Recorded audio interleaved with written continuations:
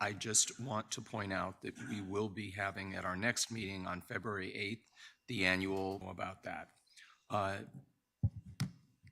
Do I need to offer public comment on my report? Certainly. Yes, we do. So we are open for public comment on the board president's report. Any requests? No speaker cards received, but I see a hand on Zoom. Great. So we'll go to Alita. Alita, please go ahead. Thank you. Good morning, President Bevan Duffy and members. Alita Dupree, for the record, she and her with Team Folds. I'm looking forward once again to this workshop. Maybe I'll get to be with you in person. I hope that we can get our workshop plan out soon, as opposed to simply in 72-hour notice, so I can be more familiarized with the deep work that we're going to be doing on this day. So I will mark in my calendar February 8th, consider the possibility of coming to see you in person, not just to hear, but I'm sure I'm going to speak. So thank you for the announcement, and I'm looking forward to the work we're going to do this time around. Thank you so much, Ms. Dupree. Any other public comment speakers? I don't see any additional hands raised. Great, thank you. I'm sorry. My hand's Director raised. Saltzman, I apologize. Do you know the time it starts and ends so we can put in our calendars? Good morning, Director Saltzman. It'll start at 9 o'clock. It's in lieu of the BART board meeting on February 8th. We're going to keep that same time slot. It'll be from 9 o'clock until 5 o'clock. Okay, thank you. Great. So now moving on to the consent calendar, do any members wish to have an item severed on this calendar? Seeing none. I'll move the item. Thank you. Thank you. Is there any public comment requests? I didn't receive any speaker cards, but we do have a hand raised on Zoom. Thank you. Alita, please go ahead. Thanks again, President Bevan Duffy. Alita Dupree, for the record, she and her with Team Folds, as I talk about consent. The minutes look fine. My name was mentioned in the correct places, so thank you.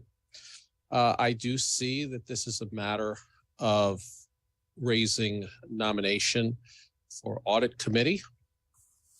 I hope that whomever you choose will have a sense of equity and welcome, because I go to Audit Committee meetings and I might go to one in person and wear a skirt. So hopefully they won't be shocked when I walked in the door. So other than that, I look forward to filling the space on the Audit Committee and getting on with the matters of audit, which is something that I take interest in. I look forward to your vote. Thank you. Thank you so much, Ms. Dupree. Madam District Secretary, can we proceed to the vote? Certainly. Vice President Foley? Aye. Director McPartland? Aye. Director Rayburn? Yay. Director Saltzman? Yes. Director Simon? Yes. Director Lee? Yes. Director Allen? Yes. Director Ames? Yes. President Duffy? Yes. Thank you. The motion carries unanimously. Thank you so much. And our next item now is under board matters, and it's the appointment of an audit committee public member. And for those viewing it, we established as a best practice having an audit committee that does meet regularly on behalf of the BART board. And we have 2 public members and 1 resigned. And so we've got 2 excellent candidates before us. And so colleagues, would it be appropriate if we allow the candidates to speak first and then? Yes. Okay. So with that, I know we have a candidate here and a candidate on Zoom. Yes, that's correct. And we'd like to invite Stephanie, please. Thank you. Good morning, Ms. Noble, and welcome back. Thank you. Good morning, President Duffy and directors of the board. My name is Stephanie Noble. I am a performance audit manager for the city of Oakland, California. I have 7 years of experience in local government auditing with the cities of Oakland and San Jose. So in my experience as a performance auditor, I've reviewed the use of federal funds for COVID relief, departmental management controls, the implementation of transportation improvement areas, and most recently an implementation of a voter-approved measure to support parks maintenance and reduction of homelessness and litter in and around parks in Oakland, among others. I have a strong understanding of performance audit standards and standards for internal control set by the United States Comptroller General. I'm an at-large member of the National Association of Local Government Auditors Peer Review Committee, which coordinates and guides independent peer reviews of yellow and red book shops. I have participated in led reviews of multiple jurisdictions and have informed quality assurance processes in both San Jose and Oakland's city auditor's offices. I am also a daily transit user. I have never owned a car. I currently commute from my home in San Francisco to Oakland by BART each morning. And my hope for the audit committee is to use my professional skills to support a service I use and a cause that I love. I will say I believe that there's no wrong choice between the candidates that you will hear from today. And I thank you for your consideration. Thank you so much, Ms. Noble. Colleagues, any questions for Ms. Noble? Seeing none, thank you, and thank you. And then now we'd like to invite Melissa. I see you here on Zoom as a panelist, so please feel free to unmute and turn on your camera whenever you'd like. Thank you so much. Good morning, President Duffy, Vice President Foley, and directors.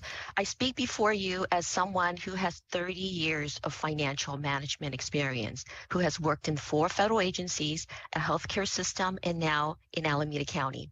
I started my career as an auditor with an Office of Inspector General, where I conducted performance and compliance audits, both internal and external, and financial statement audits. The latter allowed me to get my CPA. It is currently inactive. From there, and for most of my career, I have been in management where I oversaw budget, accounting, and internal control functions. I can see a program through different lenses as a former auditor and as someone who can directly improve a process. I have also served as an advisory role as a public member of the San Leandro Budget Task Force, and in most recent years as a volunteer financial coordinator, financial coach, for Eden Housing, where several residents have been my clients. I have been in the finance committee in nonprofits. I am more than familiar with the expectations and differences that come with related committees. Lastly, 25 years ago, I did a detail at BART. The project was the SFO extension. Being a public member of the BART's audit committee will make it a full circle back to the system, one that I have continued being an advocate for. I hope I get an opportunity to serve, and I believe I will serve it well. And lastly, you can count on me to be fair, as one of the public comments have indicated, and that would be a word that would definitely describe me professionally and personally. Thank you so much. Thank you so much for your presentation.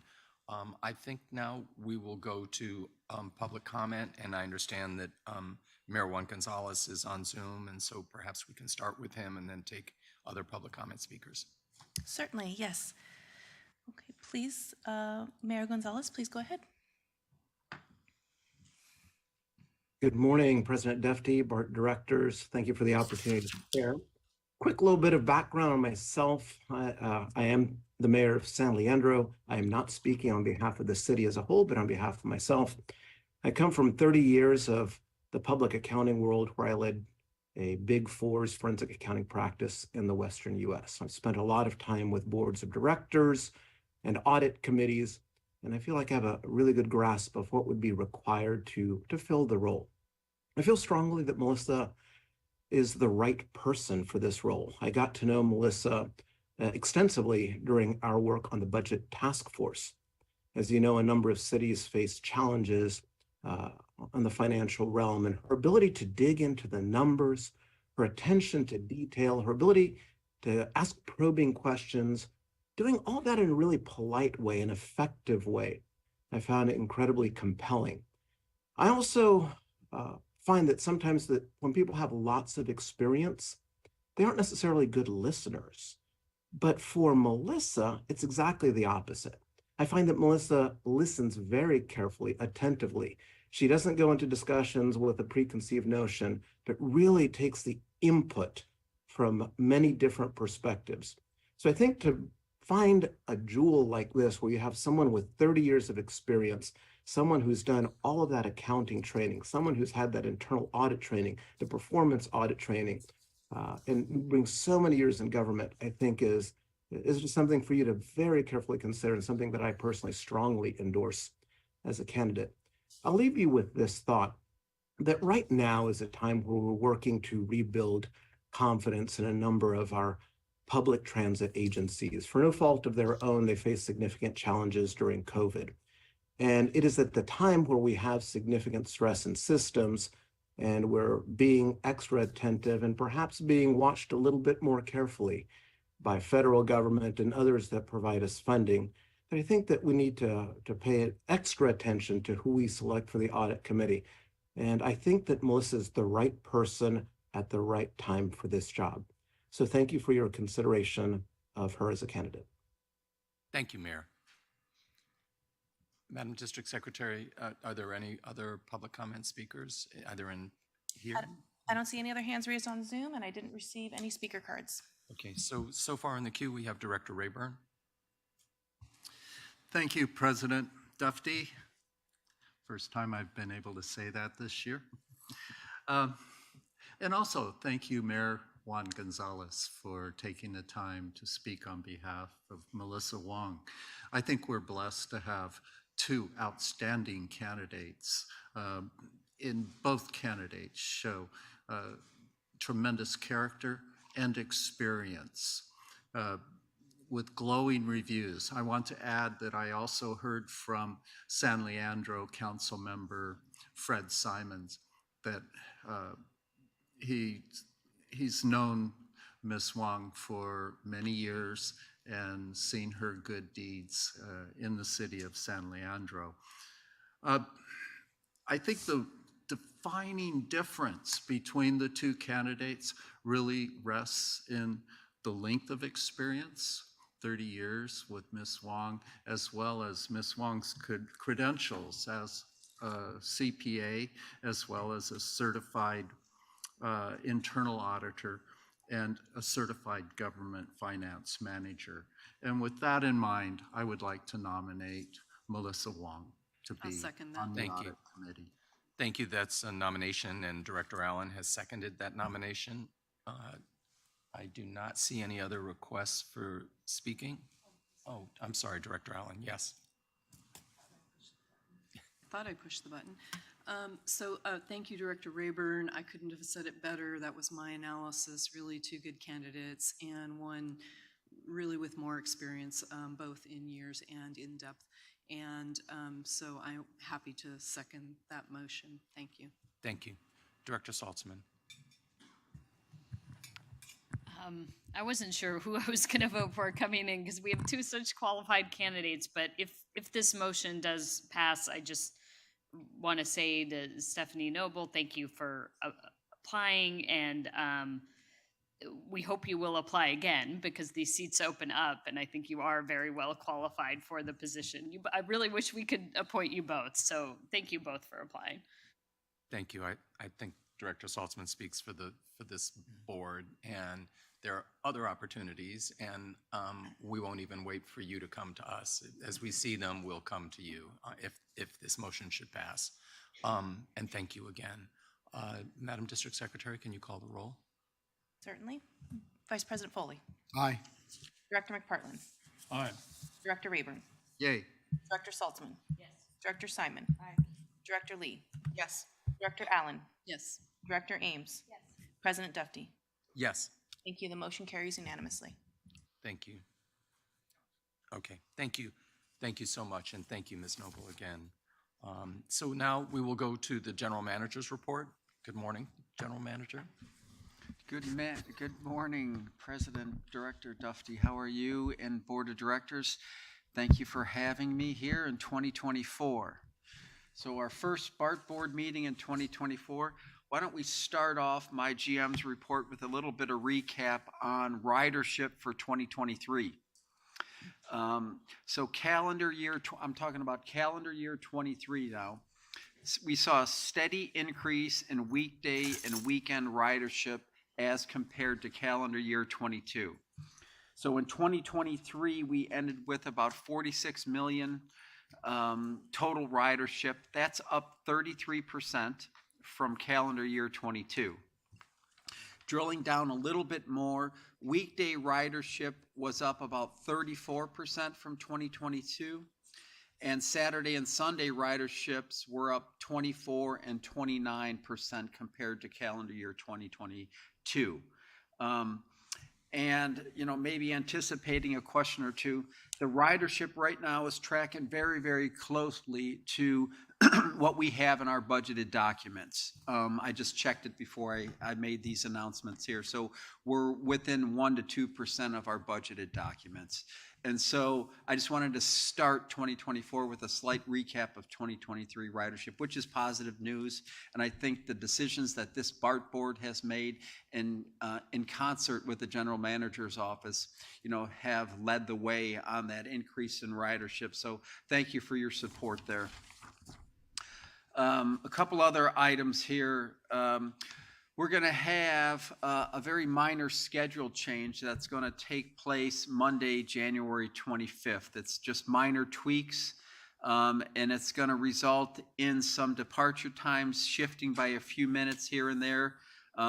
The next major schedule change will be in August, and it's going to include a lot more robust improvements. And I'll keep the board posted on that. I just wanted to give you a heads up on that. Clipper start. I've been very clear as the Clipper Executive Board Chair.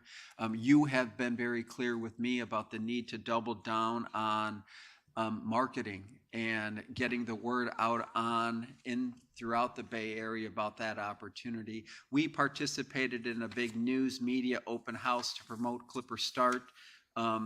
Train car posters and station posters are now displayed throughout the system, and we continue to partner either through our 9 o'clock meetings or through the Network Management Council meetings to actively and aggressively promote Clipper Start. And we are at the center of those discussions. So a new initiative is going to go live on Tuesday. And it's something that we've pulled together, and we're calling it Managers Riding Transit. And so we're going to have, for this discussion, it's 20 teams of 2 in uniform. That's going to be a complementary or a multiplier to the presence out in the system. And so it came to me when Alicia and I and the chief were out on our listening tour, and Alicia and I are in our blue jackets. You know, people coming up to me and Alicia, wanting to talk to us about BART, giving us advice. And so we started just walking through the trains and making, hello, how are you doing? Hearing comments and talking to the riders. And so we've pivoted and built on that. We're going to have 20 teams of 2, 1 day of the week in the AM and the PM out in the system in BART uniforms, just walking the trains, talking to the riders, being seen out there, and listening to the riders out there. And so we're going to monitor that, and we're going to embark on this on Tuesday morning, this, right around the corner here. APTA awards, we are following up our recent award on the progressive policing with 2 additional awards. The Best Workforce Development Marketing and Communications Award, and that was at the last BART board meeting here, I think. We walked this board through the BART Police Recruitment Advertising Campaign. Remember, we showed you that video. It won Best Workforce Development Marketing Communications for APTA. And then we also won an award for Best Marketing Communications to increase ridership and special event category. And that was our anime mascots at Powell Street last year, to just drive up ridership. And so congratulations to, where's Alicia? Alicia Trost and her team, and Rod Lee and her team, and the entire BART family for those awards. Schedule change, Clipper managers. All right, so I think that's it I wanted to talk to you about. The last topic here, I have Shane Edwards Fred Edwards and DC Galletti up here in front of the board, and they're going to walk the BART board through the incident that transpired that happened on the first of the year. And kind of, I think Shane's going to kick it off, turn it over to Fred, and then DC Galletti, and just make sure that everybody's got the same base information on what happened and the steps that the BART family took to get us back into two-line ATO service Tuesday morning. So with that, I'm going to turn it over to Shane Edwards. Good morning, directors. Good morning.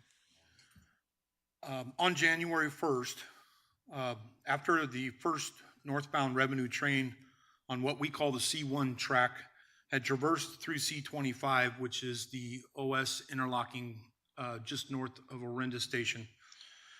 And once it was clear of the interlocking, BART experienced a field interface protocol failure, or FIP. What this results in is a loss of the data pathway for controls and indications at C25. So at that point, the next train that was going to be approaching C25 or leaving Orinda northbound would have to handle switches manually. That is, the train control system was still active. It was still working in the background. But the problem with the control and the communications piece is that OCC lost the ability to see and operate and route through C25.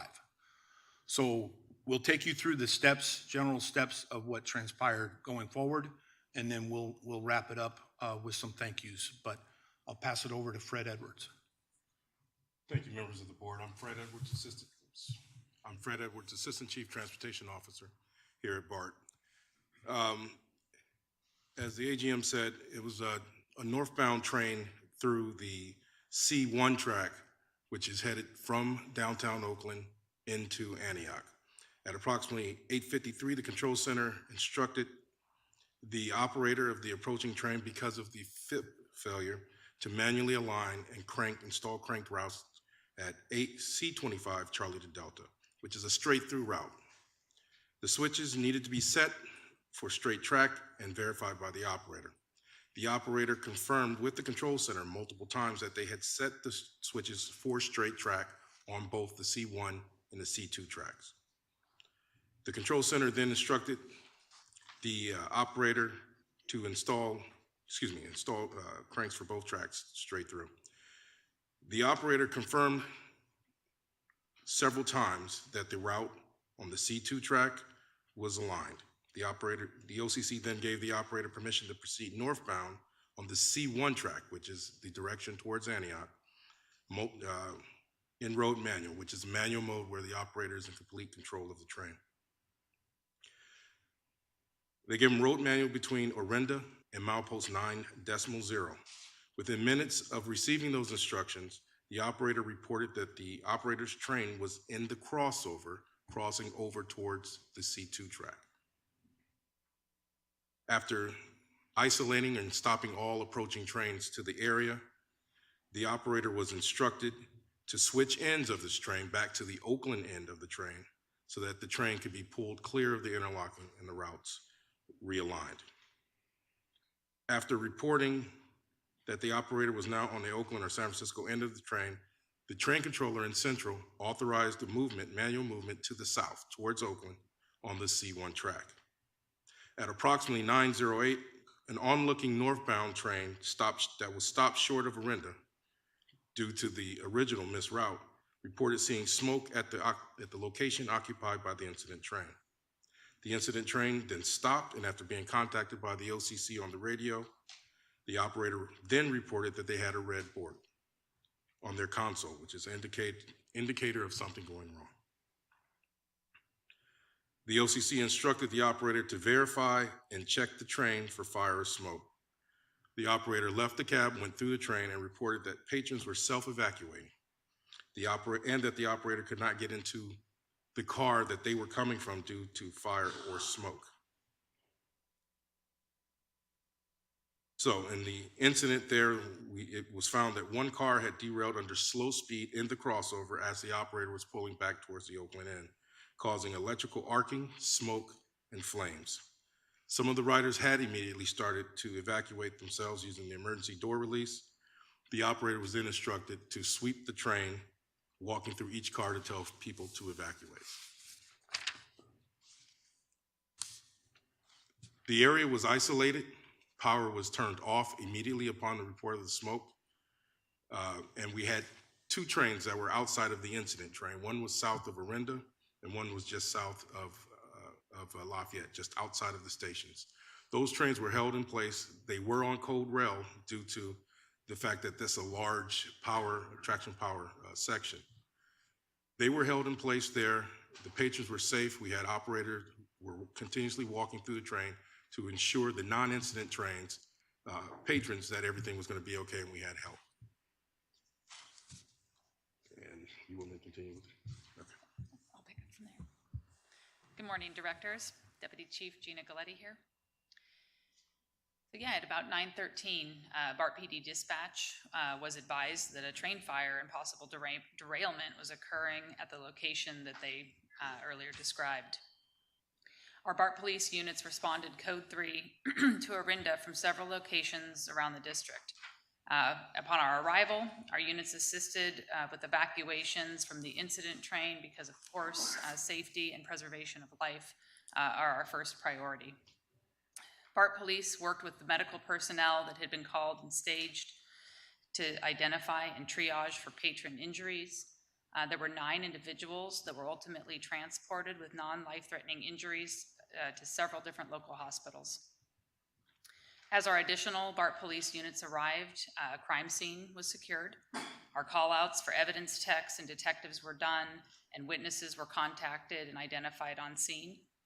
A crime scene log was also started at that time. We had other units that were arriving and assisting with the station shutdowns and evacuations of the 2 other trains that were mentioned earlier, separate from this incident train that had already been evacuated. The other 2 trains were evacuated into Orinda and Lafayette stations. An incident command post was established at the Orinda location. BART PD remained at the incident command post as the police liaison throughout the day and into the night, assuring the scene security throughout the incident. Lafayette PD supported the incident command post by setting up a mobile command center on scene and raising a drone to assist with the investigation. The BART Police District Emergency Operations Center was stood up for this incident. BART PD employees that staffed the EOC supported the infield operation by providing supplies and food and additional BPD staffing throughout the incident. Our EOC staff were also instrumental in getting the Highway 24 lane closures that were needed for the crane that was going to be coming in to do the track work and realignment of the derailed train. They set up that lane closure by coordinating CHP, Caltrans with BART Police. That crane that was needed was ultimately escorted by BART Police from the location that it was sitting in Oakland through the Caldecott Tunnel to the derailment location in Orinda, and then back through the tunnel when the track work was completed. And I will turn this back over to you, Shane. Thank you, DC. Just to wrap up, I would like to make the comment that this piece of track at C25 was recently replaced. The turnouts were all replaced as per part of the RR project. If it hadn't been replaced 3 years ago, the situation could have been much different. The existing infrastructure probably would have been completely destroyed. As it turns out, the damage in this case, although it looked catastrophic, was quite minimal in this grand scheme of things. We primarily had to replace coverboard, insulators, and we had to realign the track. But for the most part, we dodged a bullet, so to speak. And then I will just wrap this up, and we'll take any questions. But I would like to thank, as DC mentioned, the Orinda Police Department, Lafayette Police Department. Moraga Orinda Fire was there within minutes, extinguishing and ready to extinguish flames and support. the CHP that was already mentioned, Caltrans, Biggie Crane, BART PD, BART Media, and all of the BART employees who answered the call that day. The fact that we had revenue service on Tuesday morning was a great thing. And I want to commend everybody that did their job for BART that day. With that, we'll take any questions. Thank you. I see Director Rayburn on the queue. Thank you, President Dufty, and thank you all for your hard work on this incident. I was on that first train, oblivious that there was any impending disaster. I was headed to Walnut Creek for a large bike ride, and I didn't learn of the incident until I returned a little around noon, and I was on one of the first of the articulated buses that were serving Walnut Creek direct to Rock Ridge. There was plenty of capacity on the buses, and I knew that that wouldn't exist the following day because those buses would be needed for AC Transit's regular service. So I was so gratified to see the projection that evening that we would reopen for regular revenue service on schedule on Tuesday morning. So thank you to all of you and to everyone who worked on making sure that we were able to reopen. Tremendous job, everyone. Thank you for that and that expression of appreciation for us all. Director Allen and then Director McPartland.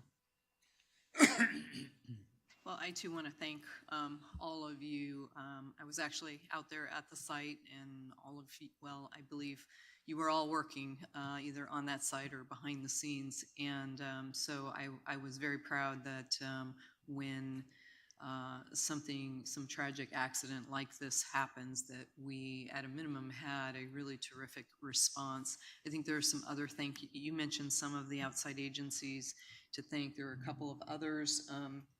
Contra Costa Fire, I believe I also saw there, as well as a Contra Costa EMS, Caltrans and Highway Patrol, and I think you mentioned some of the others.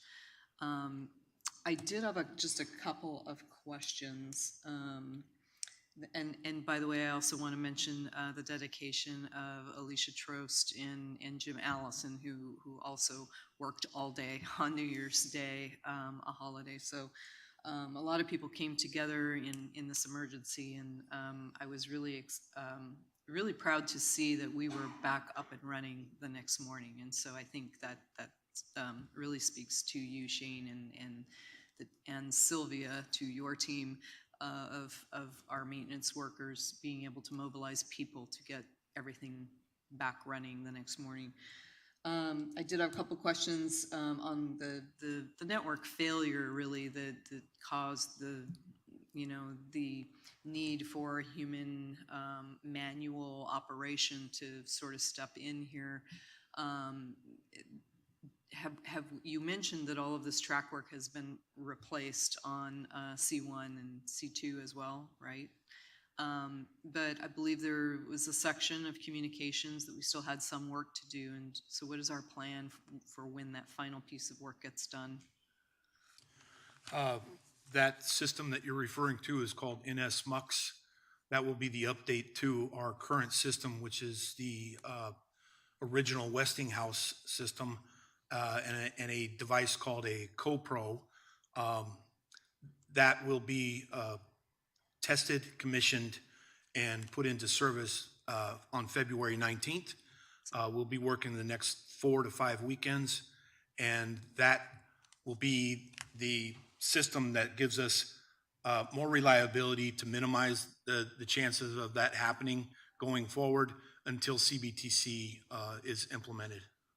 And correct me if I'm wrong, that really is the final small piece that really completes all of this work that we've been doing for now 6 years on the C line, and this is really just that final small piece, right? Yeah, it's the second to last location that's left. The other one is at K23, which will be taken care of with the work next year. And then The other one is a completely different system, so it cannot be turned over until CBTC is completed. So thank you for mentioning all of that work that's been done over the last several years. And I think sometimes that our writers don't understand that we truly have rebuilt this system one line at a time. And thank you for putting that in perspective. And then my other question was, 9 people were transported to the hospital. Anybody stay overnight? Any major injuries of those 9 people? What was the magnitude? Yeah, my understanding was that nobody stayed overnight. Everybody was discharged the first day. The injuries were all non-life threatening, and if I'm not mistaken, everybody had walked off the trains on their own fruition with maybe some assistance with 1 or 2 folks. But we were, glad and lucky that we didn't have any major life-threatening injuries. And finally, I just want to extend, my heartfelt sympathy and thanks to some extent for the cooperation of all of the riders who were on that train, who really experienced a very frightening situation. And we hope that we can, take our research on this incident and move forward, and we never have something like this again. Thank you. Thank you, Director Allen. Director McPartland and then Vice President Foley. 2 questions and a couple of comments. Shane, when we previously talked about this, I noted, and you didn't have the answer, since with the exception of lubrication, grease, and hydraulic fluids, there isn't a whole heck of a lot to burn under there. And from the photographs, film that we saw, it looked like it was more smoke stains on the side than it was fire. What specifically was burning, or has that been determined? So, thank you, Director. The fire primarily was due originally to the buildup that is on the 3rd rail that's not scraped off by the paddles. It turns out to be a very metallic grease-like substance that did catch. That was the generation of it, because the car in question was riding completely on top of the 3rd rail. That being said, we did verify immediately that none of the undercar elements had dumped any of the hydraulic fluid or anything of that nature, and we're still parsing out the inspection piece of things, but that was enough to ignite it, and the rest of the flame was electrical. So that, thank you for asking the question. Okay. From the report that you ended up giving, it sounds like the incident command system worked effectively from a command and control standpoint and smoothly. Is there anything in your after action that would indicate that we learned any new lessons, because it looked kind of routine? Yes, we've done several debriefs with several different groups, the overall and then individually. The incident command system, I think, worked very well, especially considering the skeleton crew that we had on a holiday after having many people out the night before. There's always lessons to be learned. I think that out of our original debriefs, we've scheduled several more meetings with the stakeholders that have to do with our incident command, EOC, police response. So always lessons to be learned, but the debriefs and the conversations about what we could learn and do better if there was another incident are taking place. Okay, thank you. One last question, and that has to do with the injuries that the people had. That was a slow speed incident that, and I'm wondering whether, and you may not have the answers to that yet, whether any of those injuries were associated with trying to disembark from the train. I don't have the detail, I mean, I can't divulge the details of the injuries for the confidentiality of the individuals that sustained them. But I would say in general, my understanding was that the injuries were as a result of the derailment more than the Okay. in between the train and the station. I'd like to congratulate everybody from M&A and from law enforcement, and for that matter, mutual aid with the fire service. It looks to me like it was a job well done. Thank you very much. And nationally, it had to be a really slow news day because we ended up on CNN. Thank you, John. Vice President? Thank you, President Dufty. First off, thank you. You know, we plan and plan and plan for worst case scenarios, and then we hope that we execute our response well, and we did. So I just want to thank you, thank all the members of the BART family, all of our mutual aid partners for really helping mitigate a situation that could have been a lot worse. And so just from the bottom of my heart, thank you for all that you do in preparation and response to this.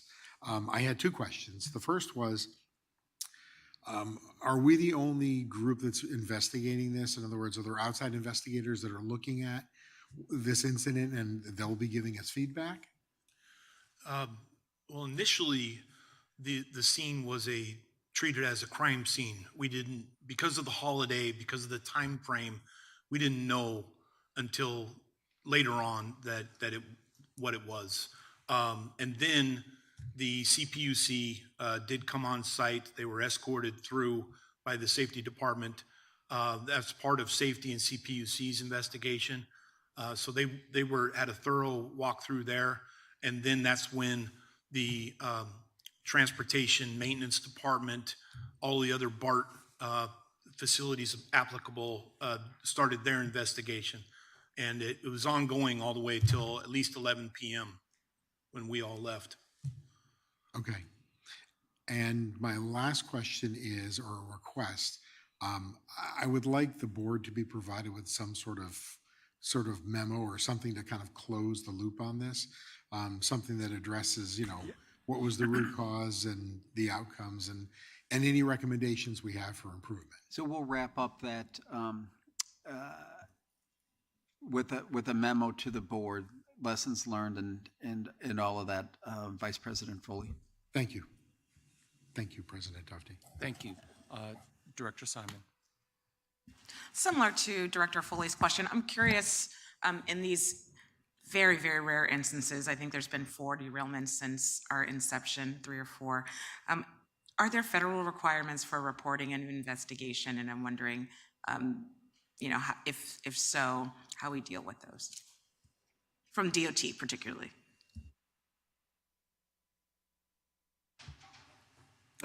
Let me have Jeff Lau come up here. He's been in close contact with CPUC and our federal partners. Jeff?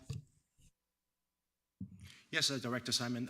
To answer your question, yeah, we did report the incident to all the applicable federal agencies. We report that to the Federal Transit Administration. And we also reported that incident to the National Transportation Safety Board.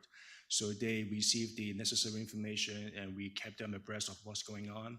And for the FTA, they got the information and they were satisfied with it. And for the NTSB, they indicated that they would not need to come out to investigate this incident. So at the end of the day, this is, as Shane mentioned, this is a CPUC and also our multi-department investigation. I appreciate that. And I guess one more follow-up question to our Deputy Chief. When instances like this occur and mutual aid is offered from other agencies, do they bill our department for that support and aid? I am not 100% sure. Okay, well, I don't need to know now. I'm just curious because I don't want to misspeak, but I do know that we all, when these things happen, we do all come together. And I will say that whether there are some that do or don't, or there's things that are paid, there's a lot of, I will say, volunteer work and cooperation that occurs day in and day out, whether it's this kind of an incident or not, that isn't. It's just a mutual support from agency to agency. That makes sense. I was just curious to just understand how it all works with so much coordination from different agencies. So thank you. Thank you. I believe we have a couple of public comment speakers. Yes, I didn't receive any speaker cards for this item, but we do have a hand raised on Zoom. So we'll go to Alita. Alita, please go ahead. Thank you, President Bevan Dufty and members. Alita Dupree, for the record, she and her with Team Folds. First, some of the beginning things. I'm hopeful about ridership. I guess we're around 40 to 45%, it seems. Hopefully that will go up. And Clipper Start is very important. I think it's good we talk about that. But I also think we need to talk about RTC. Yes, the discount is greater on RTC. And if somebody qualifies for RTC, we need to help them get that. They're not taking money from the system. It's not fare evasion. So along with Clipper Start, very good program, we also want to be able to ensure that people can get their discounts from RTC if they qualify. So that's all I'm going to say about that. I did write to you a bit in my letter about this derailment, and I hope that we don't lose ridership because of it. And I hope that there will be deep investigations about this because there is another system that has experienced at least one derailment that I will not name. And the National Transportation Safety Board is involved with that particular system. So I think that we at BART really need to take this matter seriously. And I think you are, just as they are on that other system. And I would hope that response would be equitable when it comes to this. I am afraid for BART losing ridership because in the aftermath of this incident, I am looking to come and visit you soon. I'm asking myself, do I want to get on BART? Is this something that's going to happen again? And is it going to happen often? And it should not. And I thought about coming to Oakland and maybe taking a couple of AC Transit buses. And it hurts me to say this because I want to pay into BART. But I ask of you not to shy away from finding out why this happened. And I did look at a track map. There's various ones and they show the various interlockings. And how do we get past this? I ask for accountability in this. And I am at a loss for words. But I ask that all involved, besides the importance of accountability, to frame moving forward in this and dealing with this in the idea that BART is the people's system. Thank you. Thank you, Ms. Dupree, and I appreciate your acknowledgement of the seriousness with which we do take it, the fact that it came up today under the general manager's report at the beginning of this meeting, not as an afterthought. And I really want to thank all of my colleagues for the thoughtful comments that were made about the investments and work that has been done for state of good repair and how that paid dividends in a very difficult situation. And that, of course, we don't want to see situations like this take place, but the systems that exist to mitigate and to investigate and to overcome challenges that took place on New Year's Day, those all function extremely well. And I really appreciate the comments here. Are there any other public comment speakers? I don't see any additional hands on this item. Great, thank you so much. And absolutely thank you, team, for all of your leadership in this situation. And we are very proud of what you've done. Thank you. I apologize. Director Ames, I'm sorry. Thank you. I do appreciate Ms. Dupree's comments, and it just resonates to me that we should really look at everything.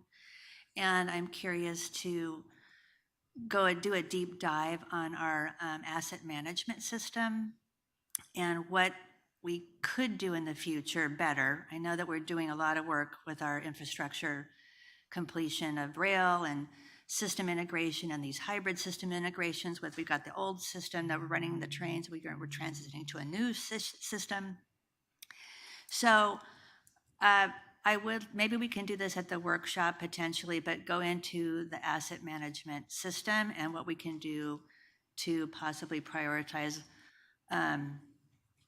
improvements so that we can guarantee this, well, hopefully guarantee that we won't see this again. Just a thought to kind of look at lessons learned. I appreciate the police department saying this, that, you were looking at all these different scenarios of what we could do better. And I think we should do the same thing with our infrastructure planning. And I appreciate everybody's efforts. I think it was miraculous that we got back to service the next day. I was shocked based on all the footage. It was quite traumatic. So I appreciate everybody that worked on this. I can't even, I mean, it must have been 100 or 200 people working on this incident. So I really appreciate everybody helping us to get back on track, so to speak. So thank you very, very much for this update. Thank you, Director Ames. So now we'll move on to the next item on our agenda, and that's public comment. And I've received 2 speaker cards, one from Mr. Barney Smits and then one from former Director Wilfred Ussery. And so we can proceed with that and then take any online comments.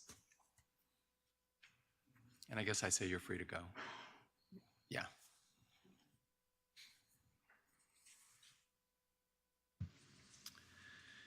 Good morning. Thank you for the opportunity to speak to this board. My name is Barney Smits, and I'm a licensed professional engineer, transit user, and taxpayer.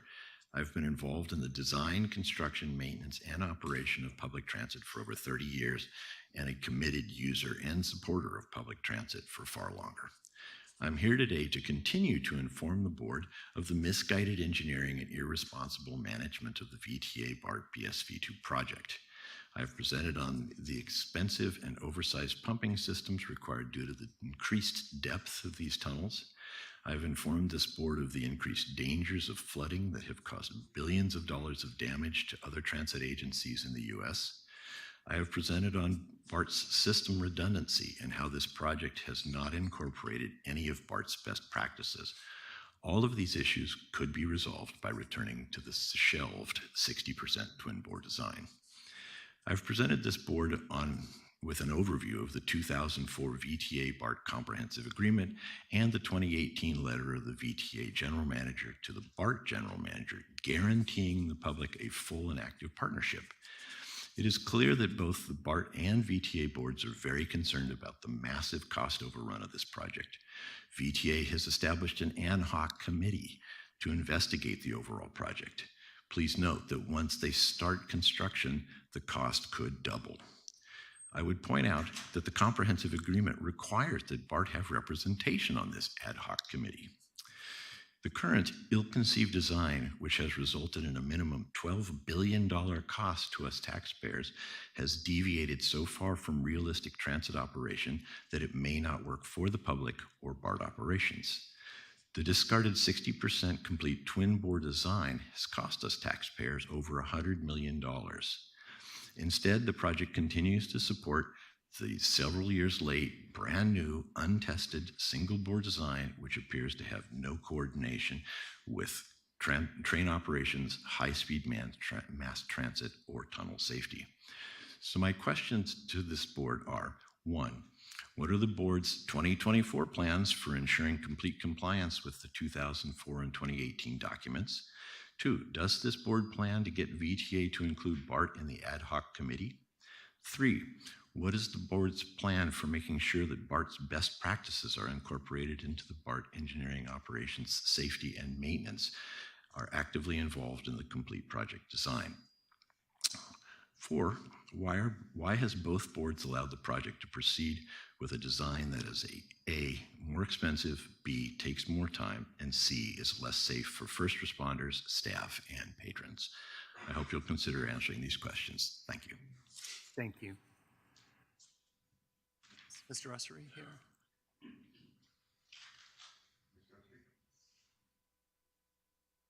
I just want to say it's an honor to have former Director Ussery here today. He was one of the pioneers of some of the great work that's happened in District 7, or really over the last 30 years. So how exciting to see you here, if you're here. He is here, and Well, he's welcome. opting not to speak right now, which Well, just will hello. win him our hearts and minds. So that's Absolutely. Well, welcome. great. Thank you so much. And I know now we're moving, so we've completed public comment and we'll President go Duffy, to, I'm so sorry to interrupt. We actually do have a hand on Zoom. I apologize. Thank you. Okay, can we go to Alita, please? Go ahead. Thanks again, President Bevan, Duffy, and members. Alita Dupree, for the record, my pronouns are she and her, with Team Folds, representing Skirt Folds. As I speak generally, and I did get to send you some letters. Hopefully you got to read them, and I got to share pictures in them that maybe some of you have not seen such before, as I continue and enlighten you about my journeys and thoughts concerning public transportation and the work and mission of BART. And as we get on with this new year, I think about general themes of wanting to have the best BART that we can. And I'm looking forward to this manager's ride-along plan that Bob mentioned. Hopefully I will get to see that, because then other managers at BART will get to see who I am and what I look like, and the diversity of our riding public. But I share with you about me so you have the context understanding of who I am. Can't say I have a lot of credentials. I mean, I do have a disabled veteran's ID because I am a real veteran of Desert Storm. There's a house, some kind of show about real housewives. I never saw it. I'm a real veteran of Desert Storm, and there are several 100,000 of us. And but I do have, and I have a driver's license in another state. But I have 53 years of experience with public transportation, beginning with the legendary and historic New York City subway in 1970. So I have 53 years of things that I can share with you in my letters and speakings. But as I think about the theme I wrote about, I talk about welcome and equity, and that's very important, but we don't ever hear about belonging. So when I went to New York and I got on the subway and I had a moment, it hit me, and I said, I belong here in this subway car. I belong in this bus riding through a neighborhood in Queens that I've never been before. When I went to and from the John F. Kennedy International Airport and did plane spotting. How can we build a BART where people can belong? I am different from you, and I have no power because I can't vote for you. I don't live in the BART district. I can't vote for you. I can't exercise that power. So I really have no power. But what I can do is simply share my stories that I hope that you would want to hear. I do not share my stories to take up your time, but rather to continue to advance the idea that BART is the people's system. Thank you. Thank you, Ms. Dupree, and you definitely belong and you definitely have an impact. So thank you for that. No more public comment, speakers? No additional hands. Great. And with that, I have the honor of turning this meeting over now to our Chair of the Engineering and Operations Committee, Director Simon. So excited. I was E&O chair my first year, so this is awesome to be able to share and chairship with my colleague, Liz Ames. Let's have a lot of fun this year, Liz. And in E&O, I think we can both make the commitment that our committee is going to be swift, focused, clear. We won't be extremely vivacious unless we really need to be. We know that staff have briefed every board member, and seeing that E&O is always sort of in the middle of our board meetings. As chair this year, I'm going to be a little stern in making sure that we definitely respect the fact that a lot of folks on this board like to speak in E&O. So if, as with this particular very important report, we're going to try to model how I want to do this committee moving forward. So if you think about what you want to share, both your comments and questions, let's keep it tight so that we can move on and get our very valued staff back to work. So with that, I want to introduce our amazing folks who have been leading the charge for our Fair Gates at West Oakland, and just we want to also make sure that we have an opportunity just to hear about not just what's happened at West Oakland, but what's coming forward. So staff, thank you, and please introduce yourself. Thank you, Director Simon. Good morning, President Dufty and Board of Directors. I'm Sylvia Lamb, the Assistant General Manager of Infrastructure Delivery. And to my left is Michael Wong, who's the Project Manager for this Fairgate project. And we have gates in West Oakland. So very cool. Yeah. Congratulations. So we'll move to the next slide. There is 2 slight changes in this deck from what was mailed out. And the next slide will tell you that bottom bullet, we will talk about the next 8 stations today, as promised. But you can read the highlights in the agenda that we're gonna go through. So with that, I'm gonna just go and say, play the video of our time lapse at West Oakland. So this is the process that we did installing at West Oakland. A couple of things that we did was 1, have a time lapse, and 2, you can see in the border there, we had some windows so the public could see as this work was being done. That was all the gates coming out. In the background, you'll see the sun coming up and going down, and you'll see very few spots where there are not people doing something. So first we're pulling them out, then we're cleaning it, making sure that the electrical's there and the comm, and now we're putting the gates in, and then they're gonna be scooted over, which is, for some reason, that's my favorite part. It feels like it's just moving into place. And this is a time lapse over 2 days. And as the sun is setting on this install, the sun is rising on a new day at BART. Can we go to the presentation?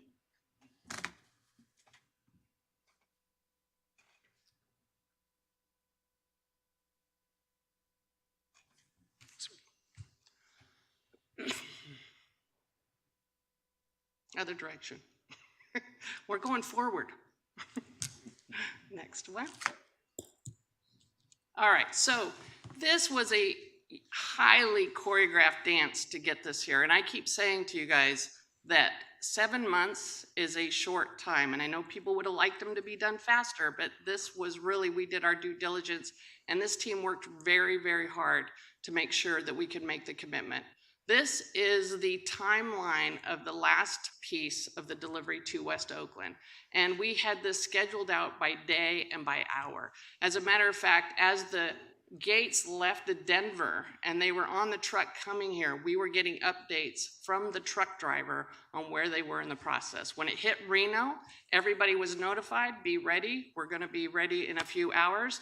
And you know, there were some traffic issues. And again, everybody was on alert to be here. So this is kind of the timeline that went through. And you'll see that the night of Tuesday, December 12th, in that evening was when we started taking the gates out and then putting new gates in. And I would like to say, I was very excited that technically we were 3 days early in getting these into West Oakland. Next slide, please. Oh, I guess I have the slide thing now, but go ahead. So, you know, there's a lot that goes into this prototype installation. And again, to meet this 7-day, what I'm gonna keep, 7 month, what I'm gonna keep saying is a very tight time frame. The way we did this, and we said, we moved or deferred some of the testing that we would normally do before we even put them into the system. So that testing happened after we got here. We delivered gates both to the lab and West Oakland simultaneously, but each individual gates, and so if I look at that, there are 11 individual gates. Each individual gate had to have 260 plus tests on each individual gate. So that's kind of the effort that's going on. We also put together the monitoring and control, the back office configuration. And we looked at, one of the things we looked at is the audible feedback for visually impaired. If anybody's been out to West Oakland, those gates are really, really quiet. And so we found that some people were concerned that they may not know that the gates are open. So that was something they did. And you may remember that when we did even the temporary gates at West Oakland, we put in special padding there before the temporary gates so that the visually impaired would know exactly where to go. We did a lot of discussions with the station agents to access the monitoring control system and station agent training. as well as looking at the AI sensor programming for the safety zone. And again, that's something very, very important, as you know, especially, is safety, safety, safety. So if we, I keep forgetting that I have this. So this is the hardest slide we had to do, and I'm going to tell you why. There is not enough I can say about how amazing S-Traffic was to work with. These pictures, you can't tell who's S-Traffic and who's BART. They not only took on a BART project, or I would say it differently, they didn't just take on a BART project to get this done. They took on our challenges, they took on our urgency, they took on our commitment, and they took on our passion. And I cannot say enough about how amazing they have been to work with, and that they are now part of the BART family. They have been as long with us devoted to the union engagement. We looked at critical and collaborative problem solving, and we'll talk a little bit more about a couple of those items later. There's tons of examples I could give you on how S-Traffic and our team pivoted as we found things out as we developed this. There's innovation solutions, and again, we did a day-by-day, an hour-by-hour schedule to make sure that we made the West Oakland deployment. We also had a lot of help on communicating with local and state elected officials, as well as the outreach in the station. We had the external affairs folks and communication folks helping us for people to know what to expect when the gates got open, help them know when it was going to happen, although we did go a little early. That threw people off a little bit, but that was still better than not. So this is a little bit about our journey. We came to you in September. I wanted to put this on here because there's, again, 7 months is a short period of time. When we came to you in September, we talked about some of the things that were going on, like the software lock, talking about a potential hardware lock. Between October and the end of December is where really there was so much bulk of work. That's when the gates were actually being built. They were being put together and tested. We went to South Korea to look at the gates themselves. I wanted to see that software lock, to see personally, to be able to say to Michael Jones and Bob Powers that I actually touched the gate and I feel like it won't be pushed through. By the time we got to South Korea, and when we came to you in September, we talked about an option for software pushback or software closer, and we talked about this idea of potentially having a hardware lock. By the time we got to South Korea, they had a prototype of a hardware lock, and they had perfected the software lock. It was, I can't even tell you the first day when I got there how amazing that was. But we needed to have these check-ins to make sure, and I teased the team, well, half teasing, that those were go, no-go decisions, right? If it wasn't working, I was gonna have to say, we got a problem. So very great work there. Then we keep walking through, as you can see, multidiscipline rehearsals. Again, it's a very choreographed dance. We wanted to make sure our maintenance folks, our station agents, BPD, our team were all ready as we got there. So we walked through it a tabletop over and over and over again to kind of create it into muscle memory by the time it got here. Then we had our team go to Denver, where that's where the kiosk factory is. That's where the gates actually get built and made before they ship out. And so our team was there watching the testing that S-Traffic was doing. And again, a go, no-go's decision. Do I have to warn somebody that we're gonna be late or we're not gonna make it? And luckily, and not luckily, by design, we were on it, and S-Traffic was on it, and we were able to get those gates out of Denver quicker than we expected, or quicker than we planned for, and they were on the way. And like I said, we had hour by hour calls with the truck driver, and very exciting.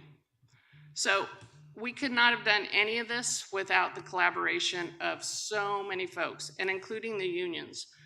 They were great to work with. They were not only saying, you know, lots of times we go to the union and say, we need your support to do this. We need you to do this then.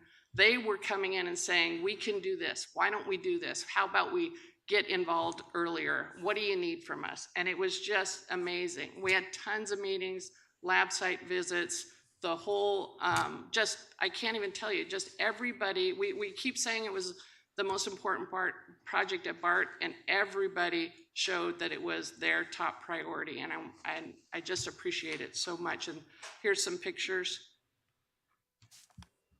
So I want to talk about some things that are still going on. Like I said earlier and last time we talked, we cut down that testing time that we would have normally done before deploying.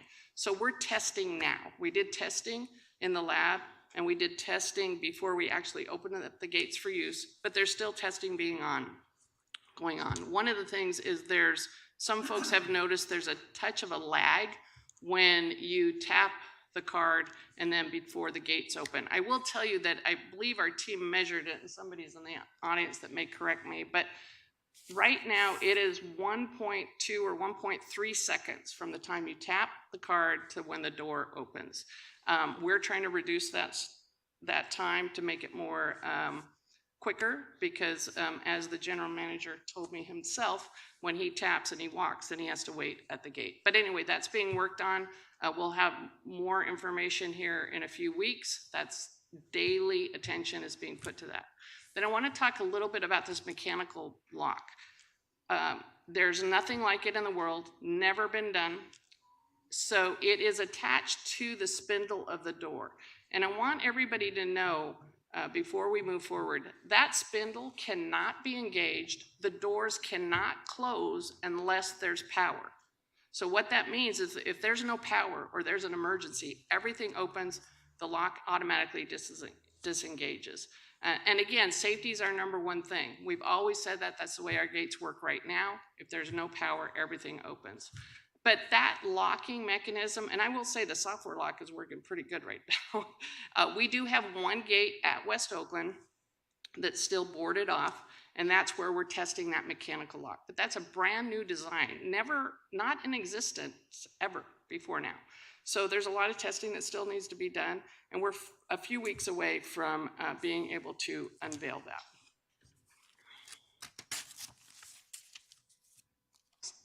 Our cost estimate for the project, we're still early on, so I'm going to take you to the middle of this slide where we talk about physical percent complete. And some of you may remember my presentation on project controls a while back, which I'd love to talk about.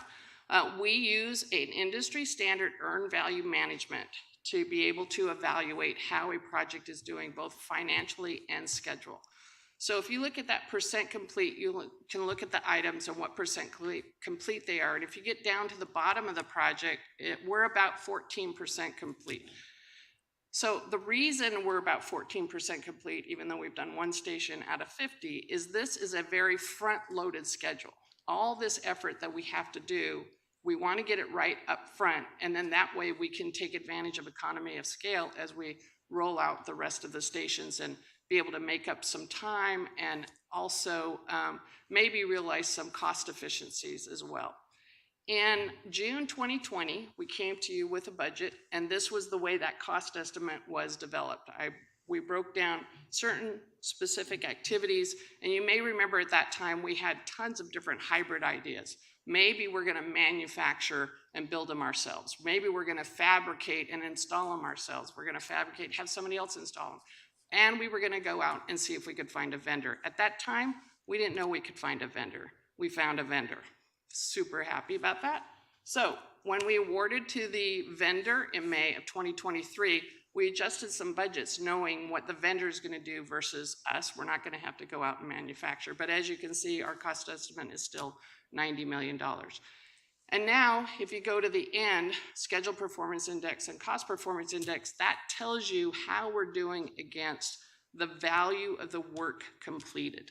That's a to-date moment in time evaluation, and you want that to hover around 1. I don't want it to be super high, and I don't want it to be super low. Above 1 means that basically we're getting more value out of the work completed than what it cost us to get there. A number below 1 means that we're getting less value than the cost it took us. And the same for the schedule.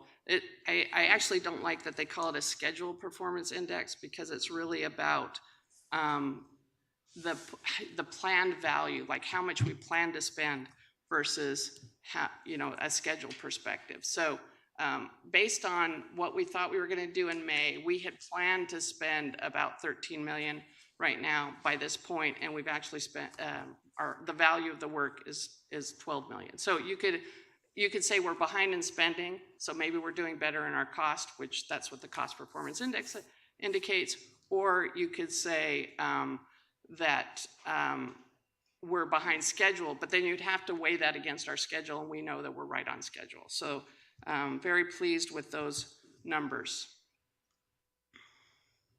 And if we look at our schedule, we are still on schedule for what we committed to originally.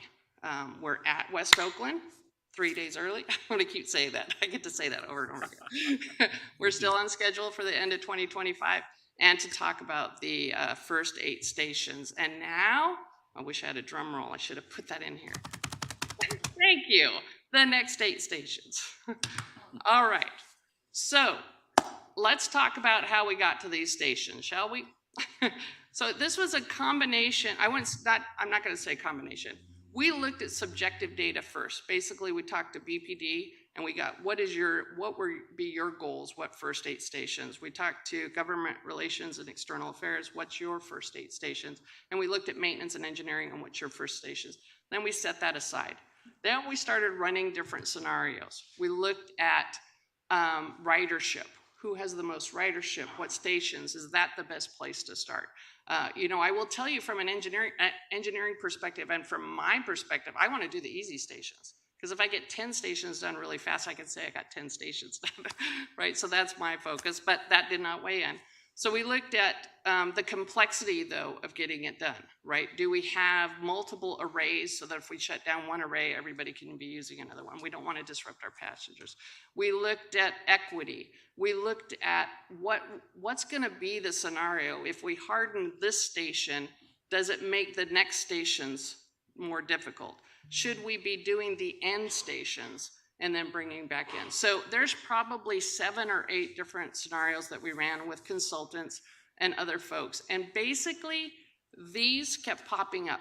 In every scenario that we ran, in every model, these kept popping up. And I think some of it is intuitive. I think we all believe that. So I do want to say we're going to go to Civic Center first.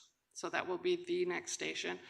As we move through, though, you never know what you're going to find till you get out there. And so we want to put alternate stations down there so that we can pivot and move if we need to. But these are the 8 stations. So I know everybody was looking forward to that. And then before I move on, Ken Ho from S Traffic is here. He's the head of S Traffic. And if you wouldn't mind, I'd like to give him a couple of minutes. Ken, if you come up. Good morning. Hello, everyone. Happy New Year. My name is Ken Cho. I'm the CEO of S Traffic America. First of all, let me say thank you to Sylvia Lam for this opportunity today to speak to Partis Board of Members. In April last year, our company met with Bob Powers right after being selected for the Fairgate project. I always remember what Bob said to us. First, we are now family. Second, a pilot gate will be opened at West Oakland Station by December. This means S Traffic needed to complete the production on time. From then on, our team members became family. We focused solely on our goals and made every effort to meet the production schedules. Honestly, it was difficult to satisfy all requirements and conditions. Under the careful leadership of Bart's team and the dedication and passion of Eric Cho, S Traffic's PM, and also of his team's constant hard work, we produced and delivered the gate on time. In other words, we were able to meet the operating schedules. Going forward, we'll continue with the same passion and teamwork. We'll do our best to manufacture all fair gauge, and provide BART the support it needs. As traffic will not waver from our promise to continue to do our part as part of BART's family, and always do our best to comply with the previously announced schedule by the end of 2025. Once again, thank you all board members, Bob, Sylvia, and the entire BART family. Thanks so much. And with that, I would also like to thank a bunch of other folks. We've thanked folks in the past. We've got everybody working, but everybody that's worked on this. And there's a couple that I'd like to add. One, I want to thank the board of directors. You've given us suggestions. You've given us nudges. You've helped us. You've asked questions, the right questions, and you've supported us. So I want to say that I really appreciate that. And if you wouldn't mind indulging me, many of our core team, especially that worked on West Oakland, are in the audience, and I would like to take a moment to have them stand. We're just going to ask you to do that. So Stand up.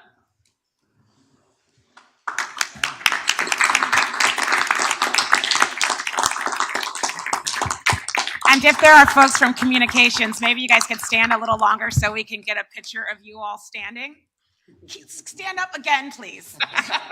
Because as with when the new, I should say, the second generation train cars came on, we knew that the folks who really made that project move forward were in all parts of our system. Some folks we've never seen, some folks the public has never seen. This amazing, huge feat in BART's next generation of service. We know that there are hundreds of folks from both the private sector, our contractors, and our BART teams, and folks from finance and legal, and of course the engineering team who have been round the clock working on this work for years. So I'm hoping that you all, one, we can see your faces, that Alicia's getting her digital camera ready, but we are so thankful for those of you all, and I know our board members have been to West Oakland. There are really folks there around the clock, and we're so thankful for the administration, again, the construction folks, janitorial, police.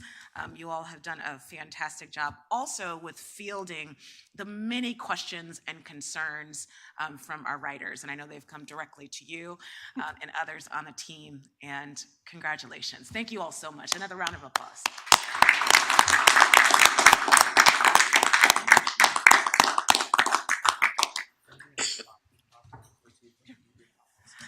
Before we conclude the presentation, Bob, did you want to add anything or anyone else from the executive team? It's a good day. Yeah, it is. Thank you, President Dufty and Director Simon. I just want to say two things.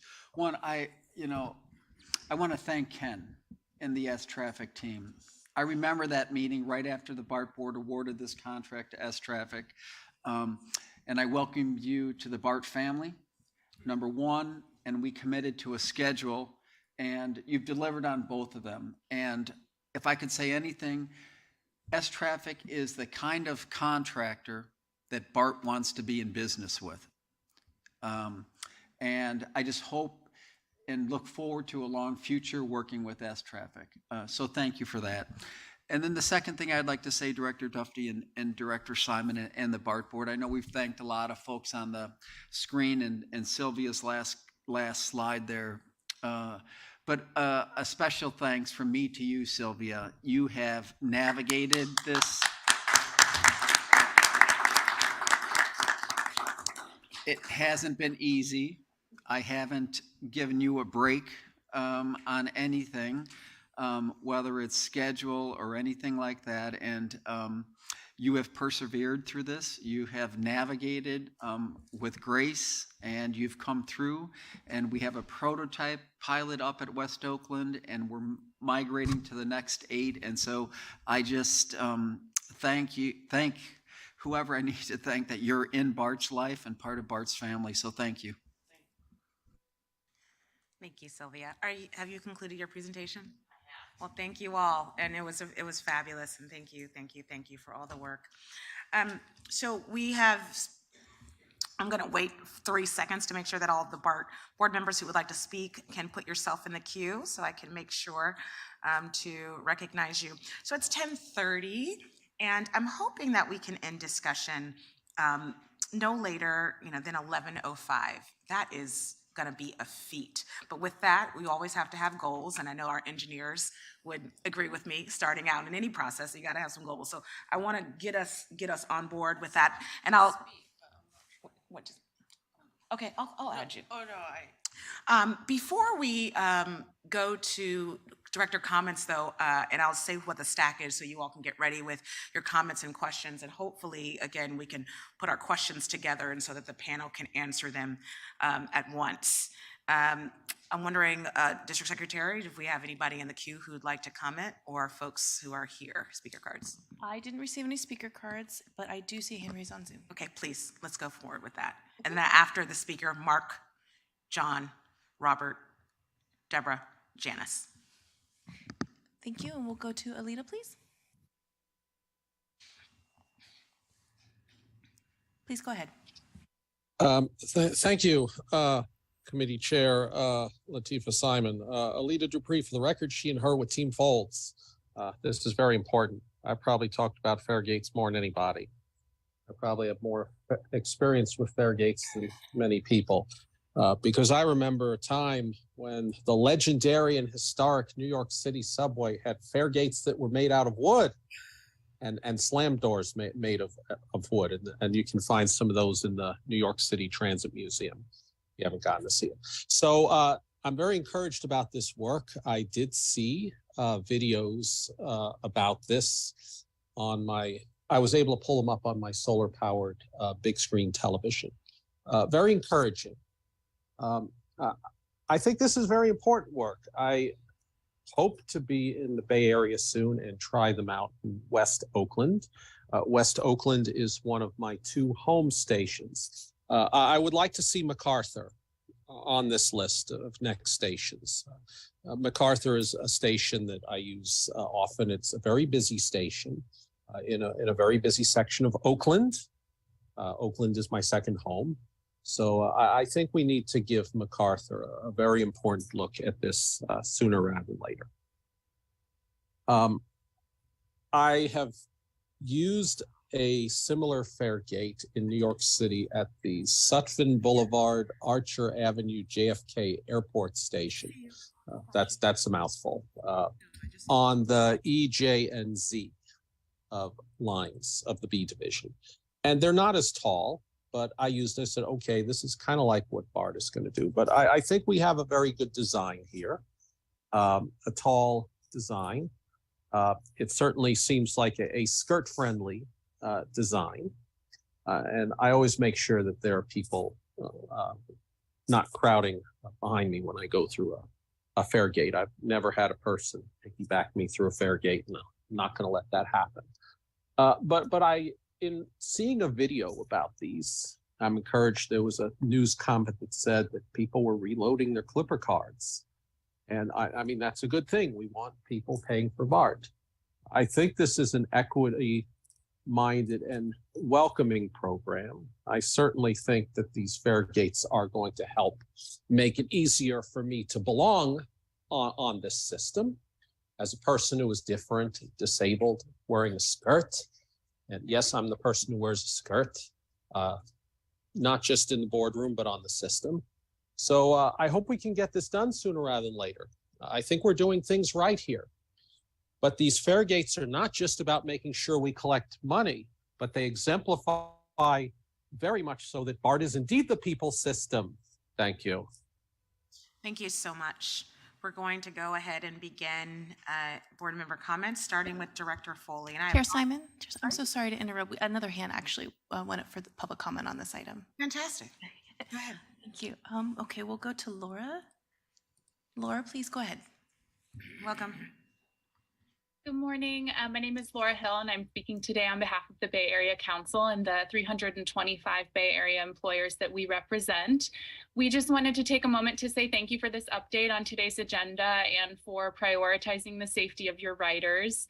And thank you for ensuring that the Next Generation Fare Gates pilot opened on schedule at the West Oakland station. We've been hearing great feedback so far. As you know, the council is very supportive of the decision to upgrade Fairgate system-wide, since fare evasion is significantly contributing to crime and perceptions of crime and is resulting in millions of lost dollars in fare revenue every year.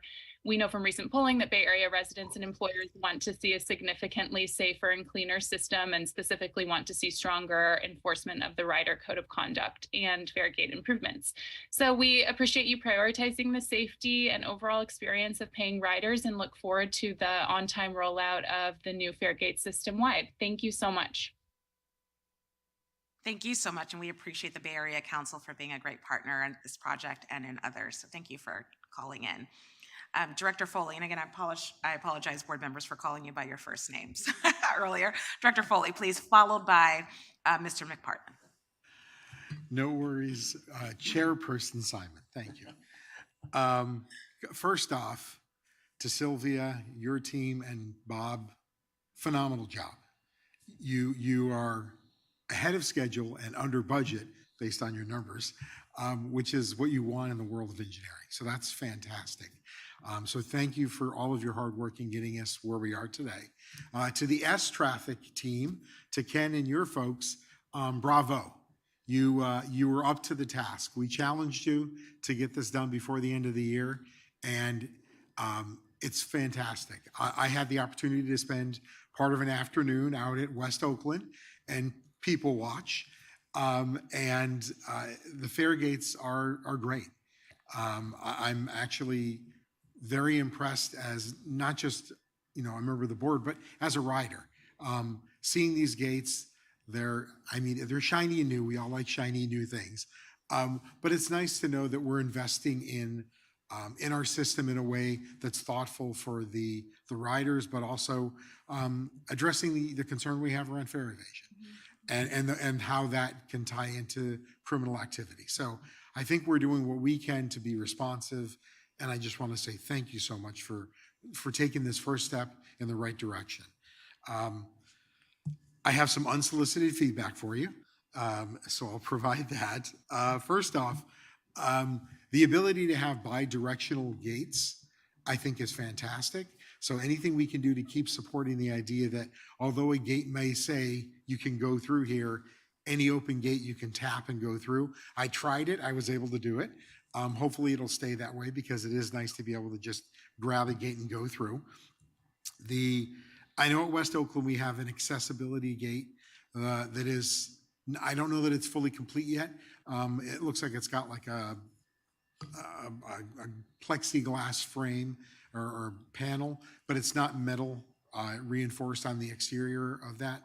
So anything we can do to make that like the other gates, where it's a little more hardened, I think would add value to the system and to those gates.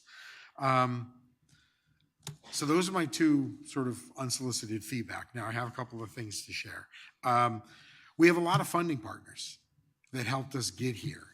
And I'm hopeful that our folks in external affairs and public affairs can look at ways for us to acknowledge the financial support and support we're getting. I don't know if we're going to have a traditional ribbon cutting, but if we do any sort of advertising, any sort of really just recognition of these gates, I would like to recognize all of the funding partners that helped us make the goal of that $90 million to get these in place. I think that's truly important to do. Cameras. So I know that when we were first discussing the idea of these fare gates, there are cameras within the overhead array that look down onto to the entrance of the gate itself. I would like to see us activate those to start understanding truly what our challenges are with people utilizing the system the way it's not intended. It'll help us get a grasp of what fare evasion is looking like, and we can actually have a better count. But also I think it lets us know the challenges with people like tailgating or piggyback going through. So I would like to encourage us to turn on that feature, especially since we are embarking on a study to look at fare evasion and ticketing at this agency. It would be important for us to understand really what that looks like, and having any information to help us guide that path that we're going to go down would be great to have. So I'm looking forward to a day in which we're actually utilizing those cameras. And then lastly, I wanted to ask, what are we doing differently with the future installations to avoid the challenges we had at West Oakland? I know we got a lot of feedback that having a single gate was a challenge and people were stacked up to get in and out. And I'm just wondering what the thoughts are for the next set of installations like at Civic. How are we going to handle that? How are we going to handle single array stations like Antioch? So anyway, any thoughts on that, I would appreciate. And those are my questions. But again, great job. Thanks. Director Foley, or Vice President Foley, I appreciate the questions. What we're going to do for future installations is, first of all, is try to work on prioritizing those stations with multiple arrays, because that way we shut down one array.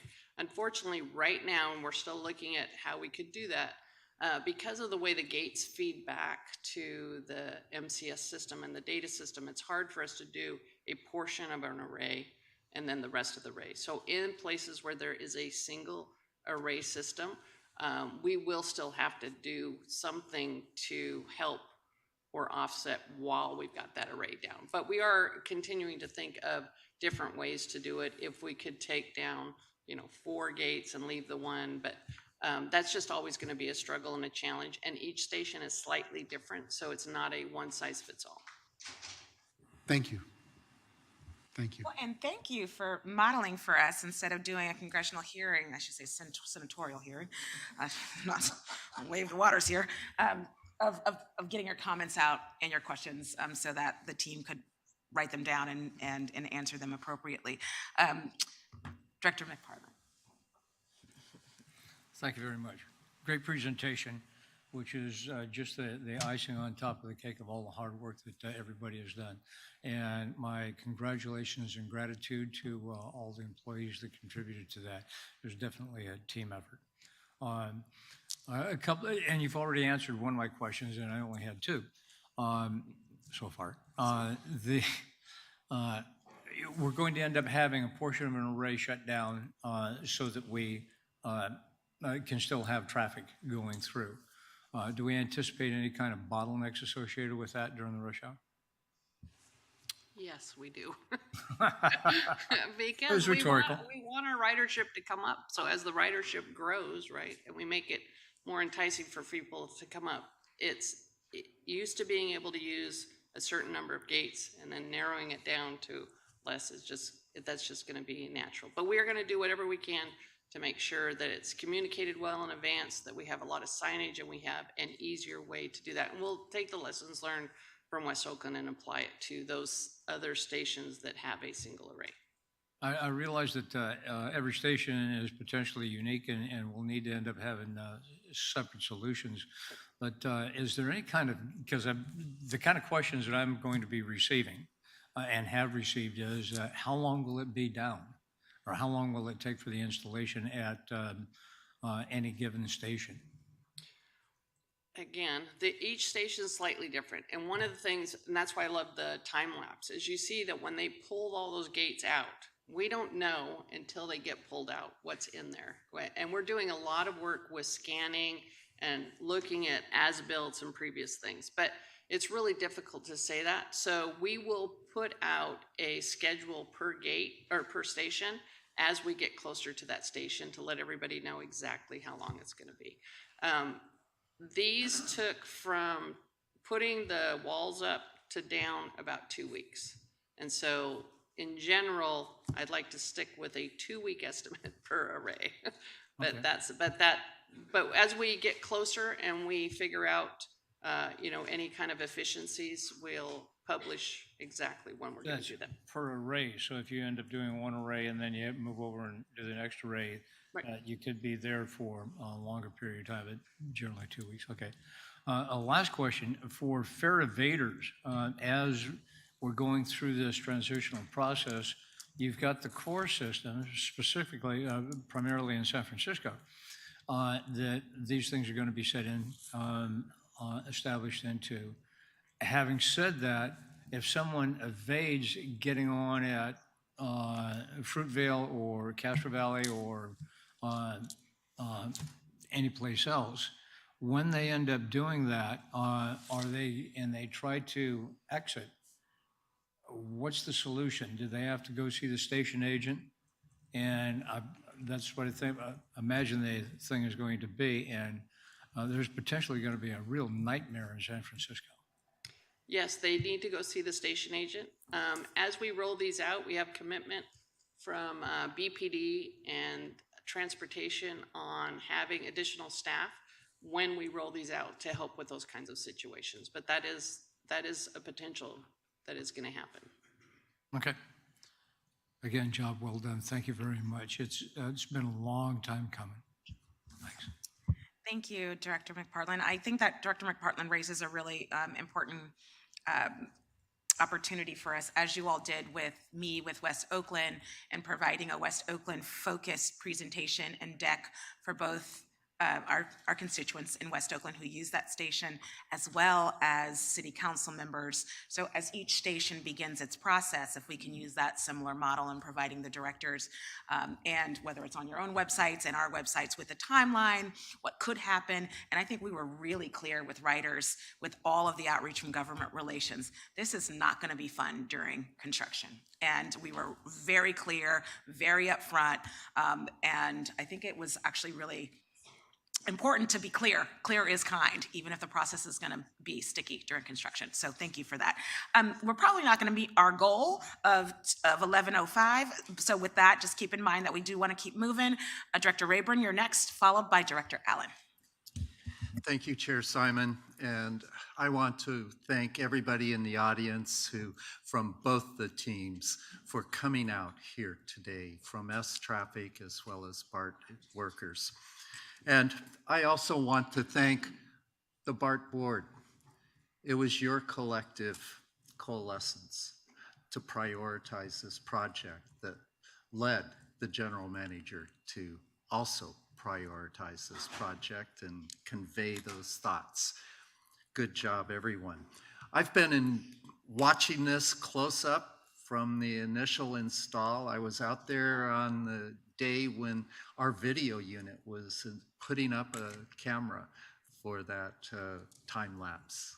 And it's so good to see that we're tracking on this. And I saw so many of you on the scene during the installation as well as during the post-op. And one person that I saw at each of my visits was Wendy Wheeler, who I said goodnight to last night as we bid her farewell. And she's been a great contributor on this project. I also want to acknowledge the communications team.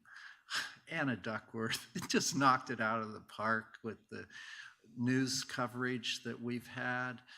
Alicia, your entire team has been doing just great work on this. And they've documented that the dividends from this project will be a shift in the way our passengers are treated, that their wishes are heard. And I want to share that one of my observations from West Oakland is that it's a cleaner station. That's an immediate dividend that we're seeing. So the only question I have is, do we have a selection process for the different styles of gates? Yes, thank you, Director Raven, for asking that. We do. It's more on the internal side. So what we're seeing is, how do those perform? So for instance, to Vice President Foley's comment about the ADA gates, that is one style that we had committed to put out without the reinforcement. So right now, we are tracking how they're performing, both in response and how they're performing from a wear and tear perspective. And as we continue doing that for the next month, then we'll make some decisions on what is the best gate to move forward with. Great questions. We're going to move to Director Allen, followed by Director Lee. Director Allen.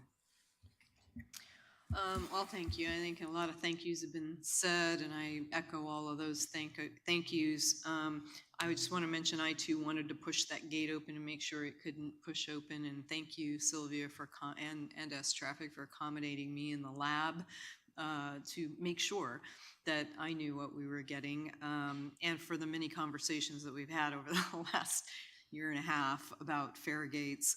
You really, I mean, you've done a tremendous job. And, you know, I think a lot of this comes down to project management, professionalism. And I think, Sylvia, you really have brought a level of professionalism, planning and coordination, which is what every good project management professional spends most of their time on. And there's an old adage in the construction industry: for every hour you spend planning, you save 10 hours of fixing things you didn't plan for. You've done a great job at this. I've been really impressed. So thank you. And thank you for, you know, and everyone else on your team, and to all of the people who were involved in this project, and S Traffic and your team. So I don't want to leave anyone out. I did have one quick question. What's the projected timeline start for the next stations? You knew somebody was going to ask that, right? I did know somebody was going to ask that. We are still projecting spring. And one of the things that we're doing is we want to make sure that we have this, the testing of the slight delay. And I will say that part of that testing, we may end up needing some cubic support, because this may be between the TR3, the puck that you tap, and the computer. So as we get that done, again, I'm still saying spring. Once we get that done, then we'll start the fabrication. And then there's some lead time for the fabrication. And then we're looking at some other things, if we could get those done sooner. And for instance, and I haven't talked to all the team, but I have talked to a couple people, so some of you are going to be surprised back there. But for one of the things, we're going to try to do the elevator enclosure at Civic first to get that done. But we have some issues there that the team is looking at now. Our maintenance partners are looking at to see whether we have all the infrastructure there. So spring. Okay, so that doesn't end, spring ends in June, right? That's why I'm saying spring. I would say the soonest is May, the latest is the end of June, somewhere in that time frame. Like sprummer, like a sprummer, spring, summer. Yes, spring. So, yes, sprummer. But again, directors, as we get done, if you just give us a few weeks for this testing to finish up, that will help us solidify a set schedule, and we will publish that when we get to that. Okay, thank you. A couple of other quick thank yous that I had. One, I really want to thank you, General Manager Bob Powers. You made a solid commitment to me, at least, and I'm assuming everyone else, a long time ago, that you would get this done, and you really stuck to it, and I'm really proud of that we are here, we're on time, we're on budget, and everything has so far gone well. I also want to thank the Bay Area Council. They weighed in earlier for bringing the public together and continuing the pressure on us to make sure that we get this important project done.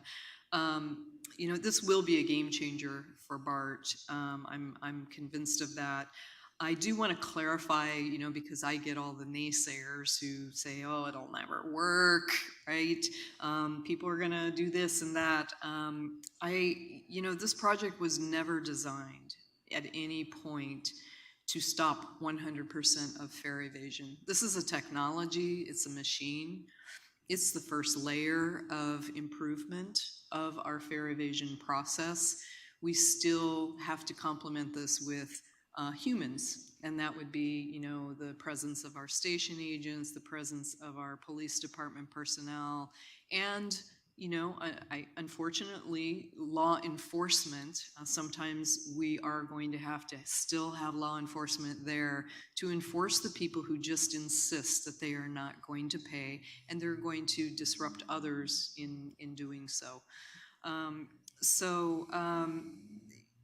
You know, with all of this, again, we're not going to stop 100% of it, but I expect we go a long way with this project in reducing the fare evasion substantially, reducing the costs associated with fare collection and the maintenance of not only these machines, but also maintenance in our system, reducing criminal activity, which should help make our riders more confident that BART is safer, and increasing the cleanliness of the inside of our system, and finally, increasing revenue. With that, one last question. Have we actually looked at the revenue numbers for the West Oakland station for this time that we've been testing this? Has revenue gone up? I'm sorry, Director, I have not.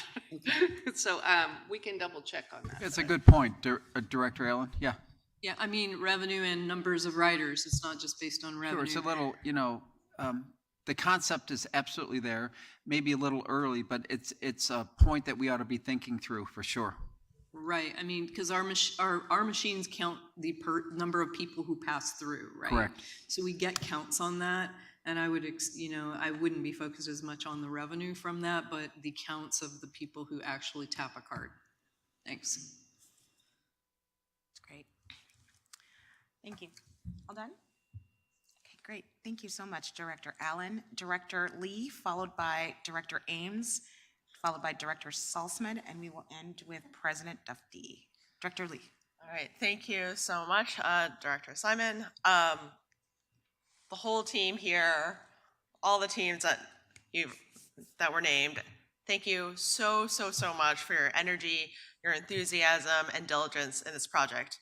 When people talk about competency, for me, this is what it looks like, and this presentation gives me a lot of confidence moving forward. And honestly, Sylvia, this depth of information that is both informative, accessible, but still like high-level summary is great. And I would love to see this for other similar capital projects in the future. I think this level of summary just like hits the right spot for this board. President Cho, I think you are still here. It means a lot that you are here today. As an immigrant, I am often confused still by American customs, like entering a contract and being called family, but it makes me proud to have you leading this work and part of our BART team and BART family. Right now, we know that our counterparts in DC and New York, and I'm sure there are other systems across the country, have also funded and are actively implementing their own next generation Faregate projects with similar reasons and goals in mind, that we set forward when we began this at BART. Based on what I'm reading in the news, our rollout has been overwhelmingly the most successful. In DC, WMATA installed new Faregates across all 97 DC metro stations in 2022, spending $70 million, using basically an updated version of their previous design, which is the same as BART's soon-to-be replaced, the orange leaf design. So WMATA, BART, they are like alternate reality versions of one another in many ways. When those were installed in 2022, people were upset. They criticized not updating the design. So WMATA ended up doing a second redesign last year and began installing slightly taller Faregates with a push-through door design, like what we're all designing now. This is, of course, going to incur additional costs. They had to expedite testing, and they're basically doing 2 Faregate replacements in less than a year. Sylvia, I think you would kill us if we told you to do that. WMATA also, because of this, only had a 6-month testing process, while BART, we've been prototyping our in-house design for years, having installed the new design at Rockridge back in August 2021. Then in New York, MTA just began installing new Faregates in their stations in December, and the headline this morning, I know it's the New York Post, so take it with a grain of salt, but the New York Post headline this morning is, quote, MTA's new 700,000 subway gates designed to keep out fare beaters can be defeated by this simple hack. If you just go on TikTok, apparently you can just wave your hand at a certain spot at the fare gates and just go through. And so they've lasted all of a handful of weeks. All that to say, there were a lot of questions and admittedly criticisms from some members of this board and publicly about BART's process, saying that it either took too much time or was too slow, or it cost and that was too slow, and then it was going to cost way too much money. Why would you spend all that money on this, just updating your fare gates? But it's so clear to me now, with 2020 hindsight, that we did it just right. So thank you to Sylvia in particular for your project vision, and for you, GM Powers, for moving forward. And I'm really, I feel like we did right to bring on S Traffic for this project, and the way that you have laid this out, I can with confidence say we did it right, especially when we look at our partners across the nation. So Sylvia, I look forward to offline with you about the rollout and doing site visits during installation and post-implementation, particularly the downtown San Francisco stations. I'd like to be there for the overnight. I mean, I'll do it. And certainly to do a lot of site visits to see how they work, especially with the multiple arrays. I know right now at West Oakland, one of the things that I've seen online, they're like, oh, but you have so many staff just staring at, soon enough, we're not gonna have like one staff per fare gate staring at it to see how it works. And so issues will come up, and we'll see how it goes. I do also want to make sure that we get back to all of our different funders and share this update as well. President Dufty, you have been absolutely tireless in your advocacy and pushing for more funds. I joined you at many a commission meeting, including at the SFCTA commission. And especially as we're installing these in downtown San Francisco, Civic Center, Powell, Montgomery being on the docket, we should make sure in particular to engage key SF stakeholders, just so they are aware. I know, Molly, every time like y'all touch the escalators or elevators, Molly is sending out tons of emails. I think we should do the same with the fare gates and think about, that outreach and engagement plan. So lastly, I want to say that really, for me, this project is about modernizing BART and building a system that's built for 2024 and the many, many decades ahead. For me, this project is not about fare evasion, and I want to push back on folks who conflate crime and safety with fare evasion. Safety also is not just about what happens within our fare gates either, as all of the work that the response to derailment has shown. And we also know that, it's our station environment, it's what happens at street level plazas and the streets around our stations that impact perceptions of safety. This is one piece, but I want to push back on any conflation. And the thing is that when something is old, you can clean it 1,000 times and it'll still look old. And when it's old, it might be just as well functioning, but there will be perceptions of it not working as well, that's more janky or whatever. We saw this with our train cars. We could have scrub crews all day long, and our incredible M&E folks at our shops and yards can make sure that our legacy fleet would be as safe and reliable, but being able to run all new trains has done so much for the perception of BART, for being more clean, reliable, and modern, and we know that our riders love it. And at some point, when things are old, they will ultimately break down, as we also saw with our legacy fleet. So how I quantify success with this project is not hypothetical dollars recouped or just staring at it and seeing who does or doesn't fare evade. At the end of the day, it's about, is our ridership growing? And I hope that we get to a point where we are not measuring our ridership only in pre-pandemic numbers and percentages, but this is about how are we modernizing our system to show our riders that this is what BART is today. It looks great, it works great, we're being smart about the decisions. We've chosen a smart, good, strong design, and we've, bringing on folks into our family who understand that vision, are competent, and can make that happen. So this Fairgate project is just a part of all of our efforts to modernize our system, and I'm really proud of the progress that we've made. So thank you.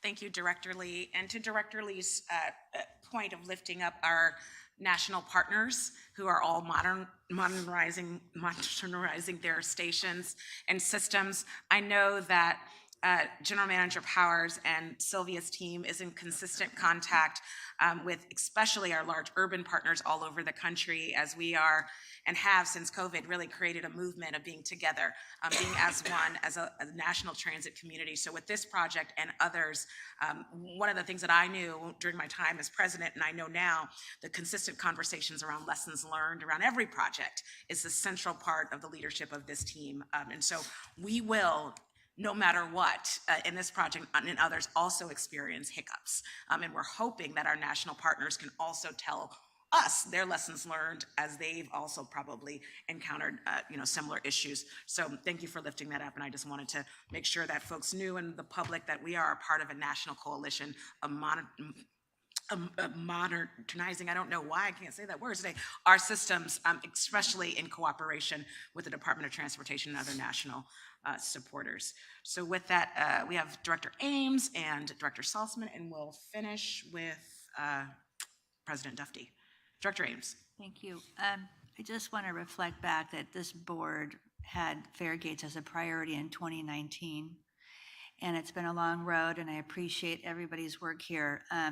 Mike Wong from Project Manager and all of the people here, it really does look like a family. It looks like a complete dedication to get this to happen, because implementation is very difficult. Even though we've got this vision, we've got a priority, you implemented this. I mean, this is really an achievement that I've never seen BART really come together at this magnitude on a single project.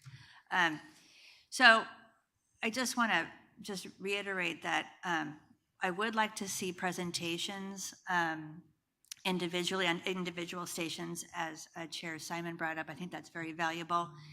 And I am impressed by the time-lapse film, because again, this goes back to how difficult it is to meet our timeline and how difficult it is to install these systems. But to see FCC certification on December 23rd, okay, I mean, I don't know anybody that would do something during the holidays like this to get it done by the end of the year. It was really an achievement. I can't say it enough, especially with our contractor as well. I mean, it's just incredible. And I would say, again, to end this, looking back, when we were going for a tax measure, it was called Faster Bay Area. And this was going to happen in 2020 of November. We were looking for a bond measure, and we were trying to improve transit. And one of the big taglines was, it should be, what we should do is make a faster Bay Area, and it should be transformative. And I really think this new system will be transformative. And as Director Lee pointed out, it's one of many parts, but I think that this will actually help, on our revenue side, prevent fare evasion, and we'll see what the benefits are. Hopefully we'll see it in our quarterly reports, that this is actually really benefiting the riders, and we're increasing our ridership, which is the bottom line. So thank you again. I'm so proud of everybody here. I can't say enough that implementation is difficult, and you guys made this happen. So thank you. Thank you, Director Ames. Director Salzman. Thank you. I already got all my questions asked before this meeting, and I won't repeat everything that's been said by a lot of my colleagues that I agree with, but just wanted to thank the team. I think we did this the right way. It's hard that we can't do it overnight, but we want to do it right. Doing it right is more important than doing it quickly.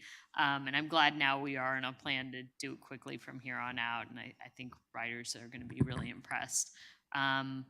I haven't been over to West Oakland yet, but the videos look great, and I plan to head over there after the meeting today.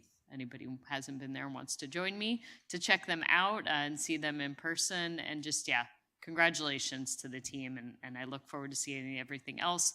And I just want to add in, I'm really grateful. I've been asking for a while that Richmond would be one of the first stations to get the new fare gates. For those who don't use that station, they still have those old pilot fare gates. We said pilot, but that was what, like 6, 7, 8 years? I don't know how many years ago. It was way before the pandemic. They do not feel great. So I'm so glad that those are being replaced. I think people in Richmond and who use that station will really appreciate it. Thank you, Director Salzman. President Dufty. Thank you. Thank you, Madam Chair. First off, I want to really thank the riders.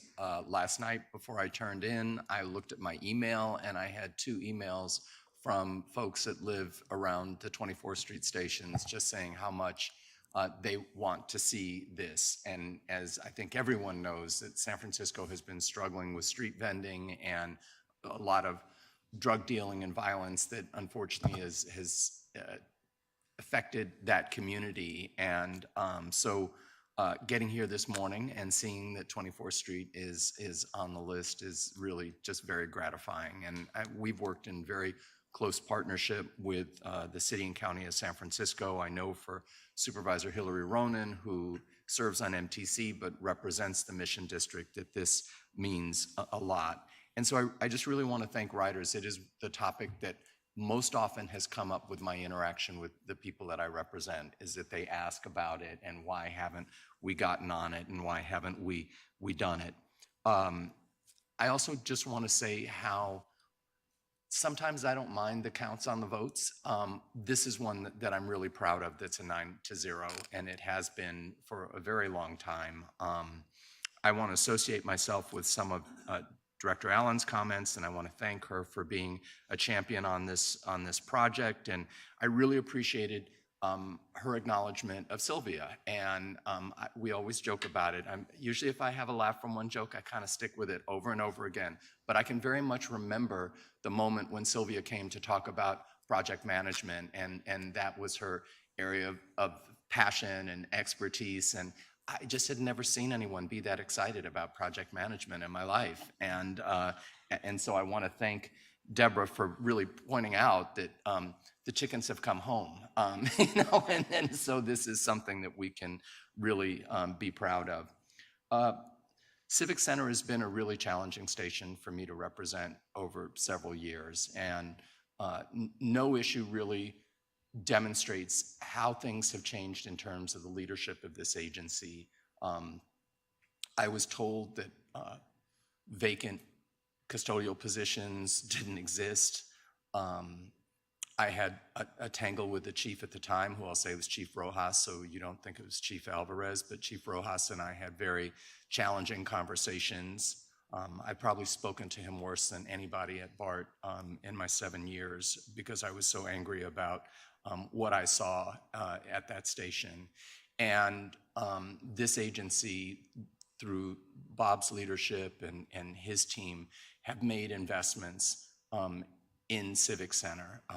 Bob and I went down and looked at an elevator that was just allowing people to come into the system with not a care, not a problem.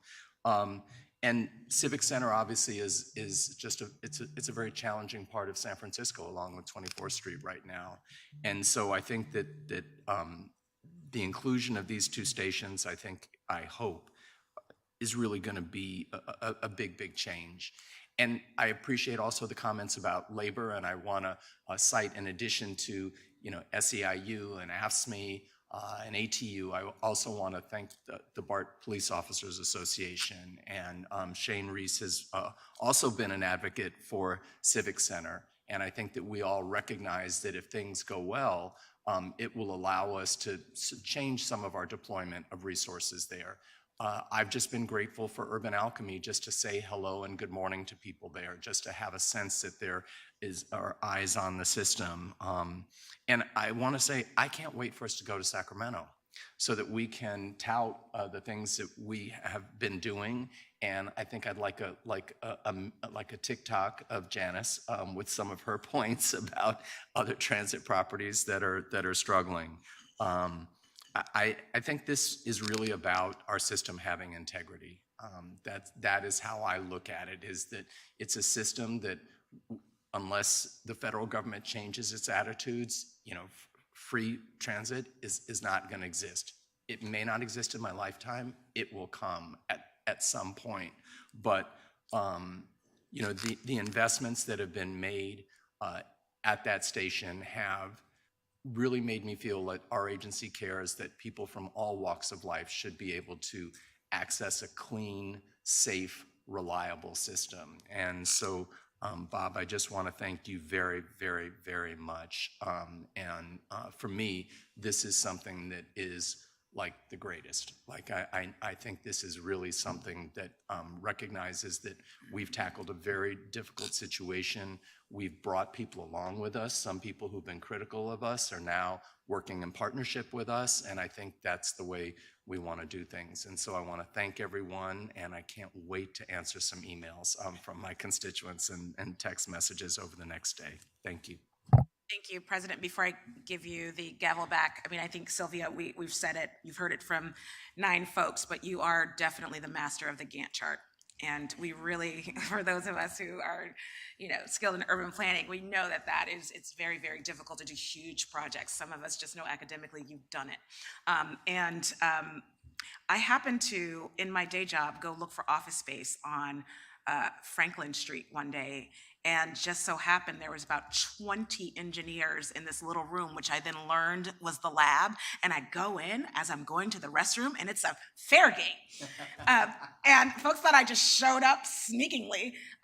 It was amazing, and I was invited in. And for those of you who are wondering, how are we testing? You guys have gone above and beyond. Experts that are not even contracted with us have come in to look at what we're doing. Some of the best folks globally in the field who have been par share on this project, and you've made that possible. So many of the questions that we've brought up, so many of the questions that have been yielded by members of the public, our engineers and our consultants and our staff and writers, those questions have gone into the design process. And so just continue to keep us updated, continue to keep our other public officials updated.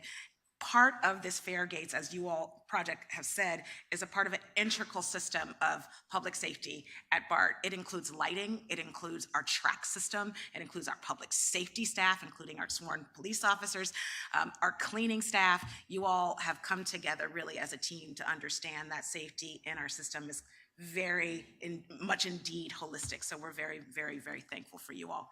With that, President Dufty, thank you all. Thank you so much. And we have concluded on this item. And now we move to the portion of our meeting board matters where individual directors can provide reports, roll call for introductions, and in memoriam requests. And Director Simon has already submitted one in memoriam request, and Director McPartland has also submitted an in memoriam request. Would you like to speak to that as we start? Thank you, everyone. Thank you for taking your morning. I'm sure you won't be back at a BART meeting soon. Thank you very much. In memoriam for OPD Officer Lee, who was, in military terms, would be killed in action, and was just put to rest yesterday. Another one for Oakland Fire Department, Lieutenant Bill Elliott, man who I know, who died in the Transmere Tube fire 45 years ago this month. Thanks. Thank you so much. Thank you, Director McPartland. And now we'll go to speakers on the queue. Director Rayburn, followed by Director Saltzman. Thank you, President Dufty. On January 6th, I had the pleasure of participating in the Three Kings event at Fruitvale. I want to acknowledge that the Progressive Policing Bureau was out in force. CSO Susie Johnston, CIS Brianna Frank, and Ambassador Nikevis Brown all issued about 500 tickets to youth, each to exchange for a toy. This was the 15th annual Tres Reyes Magos event, toy giveaway. And Deputy Chief Jason Scott was on the front line handing out those toys. And I have to say, he's never given away so many Barbie dolls in any one event. Thank you. Thank you. Director Saltzman. I just wanted to share for those who did not hear that this week, Berkeley Council Member Rigel Robinson is stepping down from his position, which is a big loss, I think, for this agency and for the issues we work on, particularly, transportation, biking, walking, housing. He's really been a leader in those spaces.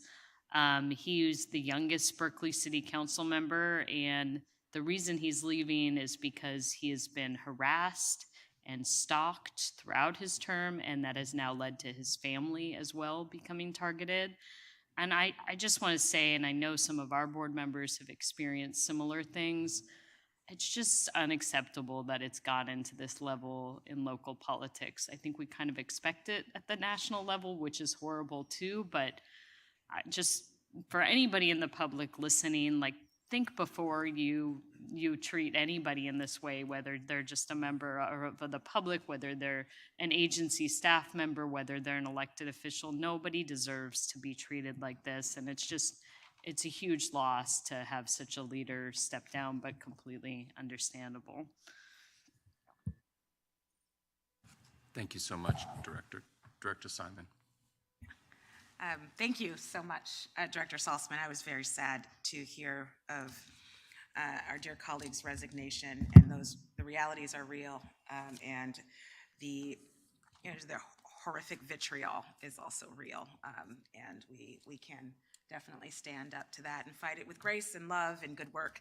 I just wanted, I did my in memoriam, and I'm so thankful for our acknowledgement of our Oakland brother in his life. I also am extremely excited, and I'm hoping that we can send, as Bay Area Rapid Transit, a letter of congratulations to our newly appointed Chief of Fire. Damon Covington is our new Chief of Fire for Oakland, and it was so exciting to be in a text thread with him and our chief this week. Damon is a man born and raised here in Oakland and is a graduate of Bishop O'Dowd, and he has been with the fire service for over 20 years. So someone who's come up from EMT to now being our chief, and is a deep friend of Bart, and reminded me yesterday at Officer Lay's service to say thank you to our general manager and police chief for being so much in contact with the fire department, as you know, we're always connected, especially in times of in crisis. And so we want to welcome Damon to the Bart family, and I'm hoping we can, the general manager, write a letter of congratulations to his appointment, and hopefully we can have him here at some point at the Bart in the Bart boardroom to introduce himself to the members of the Bart board. Oakland, as you all know, is the artery to our system, and where our police headquarters are. Fire and OPD are deeply connected with our leadership brass and our officers on the ground. So We'll get that letter out this week. that's great. Thank you. Vice President Foley. Thank you, President Dufty. I just wanted to wish everyone a happy new year. I hope you have a great 2024. This is a great way to start it today, so certainly off on the right foot. And to my colleagues on the board, just a friendly reminder that your Secretary of State Campaign Committee annual fees are due by the 15th, so start writing that check. Thank you. Director Lee. Thank you, President Dufty.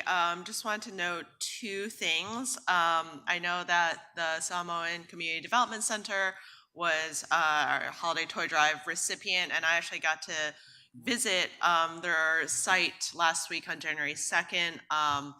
And I will say they are functioning, their community center and all of their youth and family services, out of a former, well, it's still under SFUSD property, but it had been a functioning early childhood center many years ago. They've been in that building since 1995, and I will say it is a very, very rundown building. You can literally still see gunshots in the glass that just was boarded up. And so it just warmed my heart that we at BART could do something for an organization that's doing so much on so little in a very marginalized and often forgotten part of San Francisco. Yeah. The second thing I wanted to know is in my role on the BART board, I also serve in our seat that we have on the San Francisco OCII, Office of Community Investment and Infrastructure Oversight Board. It's a very wonky thing. Basically, we look at like tax credits all day, but it's this oversight board that was formed after the redevelopment agencies sort of folded up. We received a presentation about Senator Wiener's SB 593, which was successfully passed last year. It was specific only to San Francisco, and basically, this bill is to make reparations and acknowledge the many, particularly Black families that were displaced due to redevelopment priorities and decisions many decades ago, and that there had been this promise to actually replace those homes, but out of the 6,000 plus homes, that were supposed to be replaced, only, you know, a couple hundred actually were. So it allows OCII to have tax increment finance structures to help build at least 5,800, well, to build actually those 5,800 replacement homes. I'm just reflecting on that because we know that with BART's development back in the 60s into the 70s and beyond, you know, we as an agency have historically done a lot of harm, particularly in Black communities, and really impacted the housing and infrastructure in those, many of which were actually really thriving communities. Not saying that we're here to, I'm not pushing anyone to pursue an SB 593 replacement housing policy for BART, but I think it's something for us to think about as we move forward with TOD and some really major projects in West Oakland, Lake Merritt, beyond. And certainly we can learn from how these unique financing structures could potentially be brought to BART in the future. So that's my report. Thanks. Good stuff. Thank you. Seeing no additional requests, I'm going to turn it over to the district secretary for public comment on this item. Thank you, President Dufty. No speaker cards received, but I do see a hand on Zoom, so we'll go to Joe. Please go ahead. Thank you. Joe Kunzler here. I'm a friend of BART, I hope. I want to amplify what Director Saltzman said. You know, I'm seeing a lot of abuse of elected officials in both California and Washington, and I just want to be extremely clear that's unacceptable. It's deterrent to families supporting their loved one running for office, as I've experienced.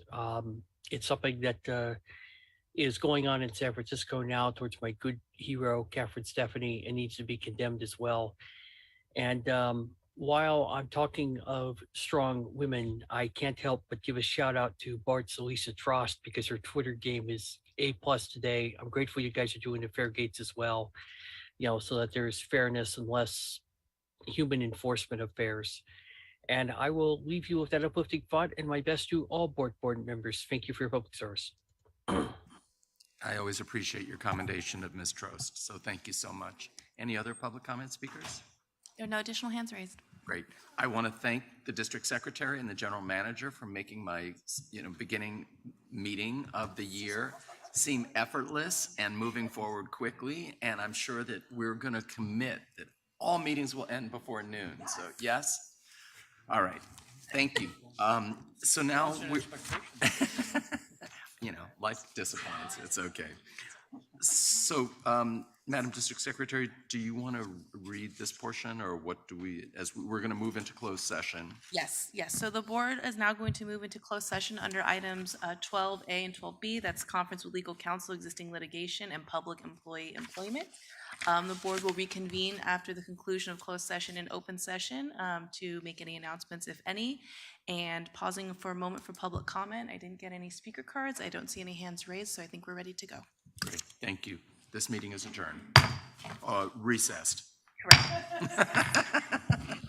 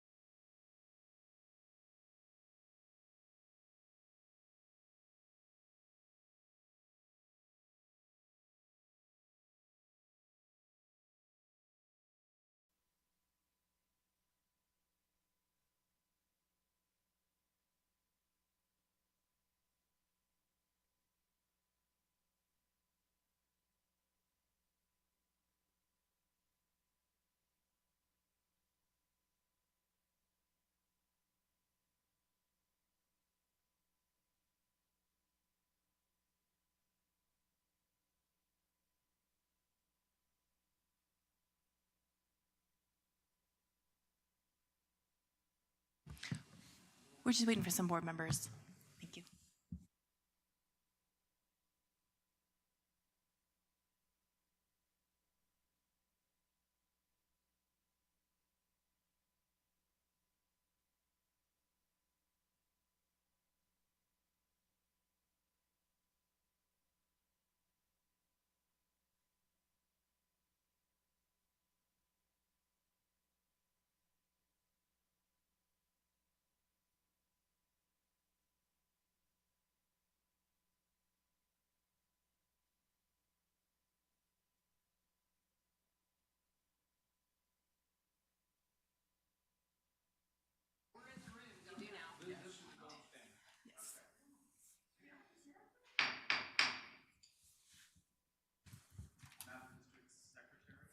Do I need to wait till I hear a boom, or I can proceed? Please proceed. Thank you. Madam District Secretary, thank you. We have ended our closed session, and we have nothing to report from that closed session.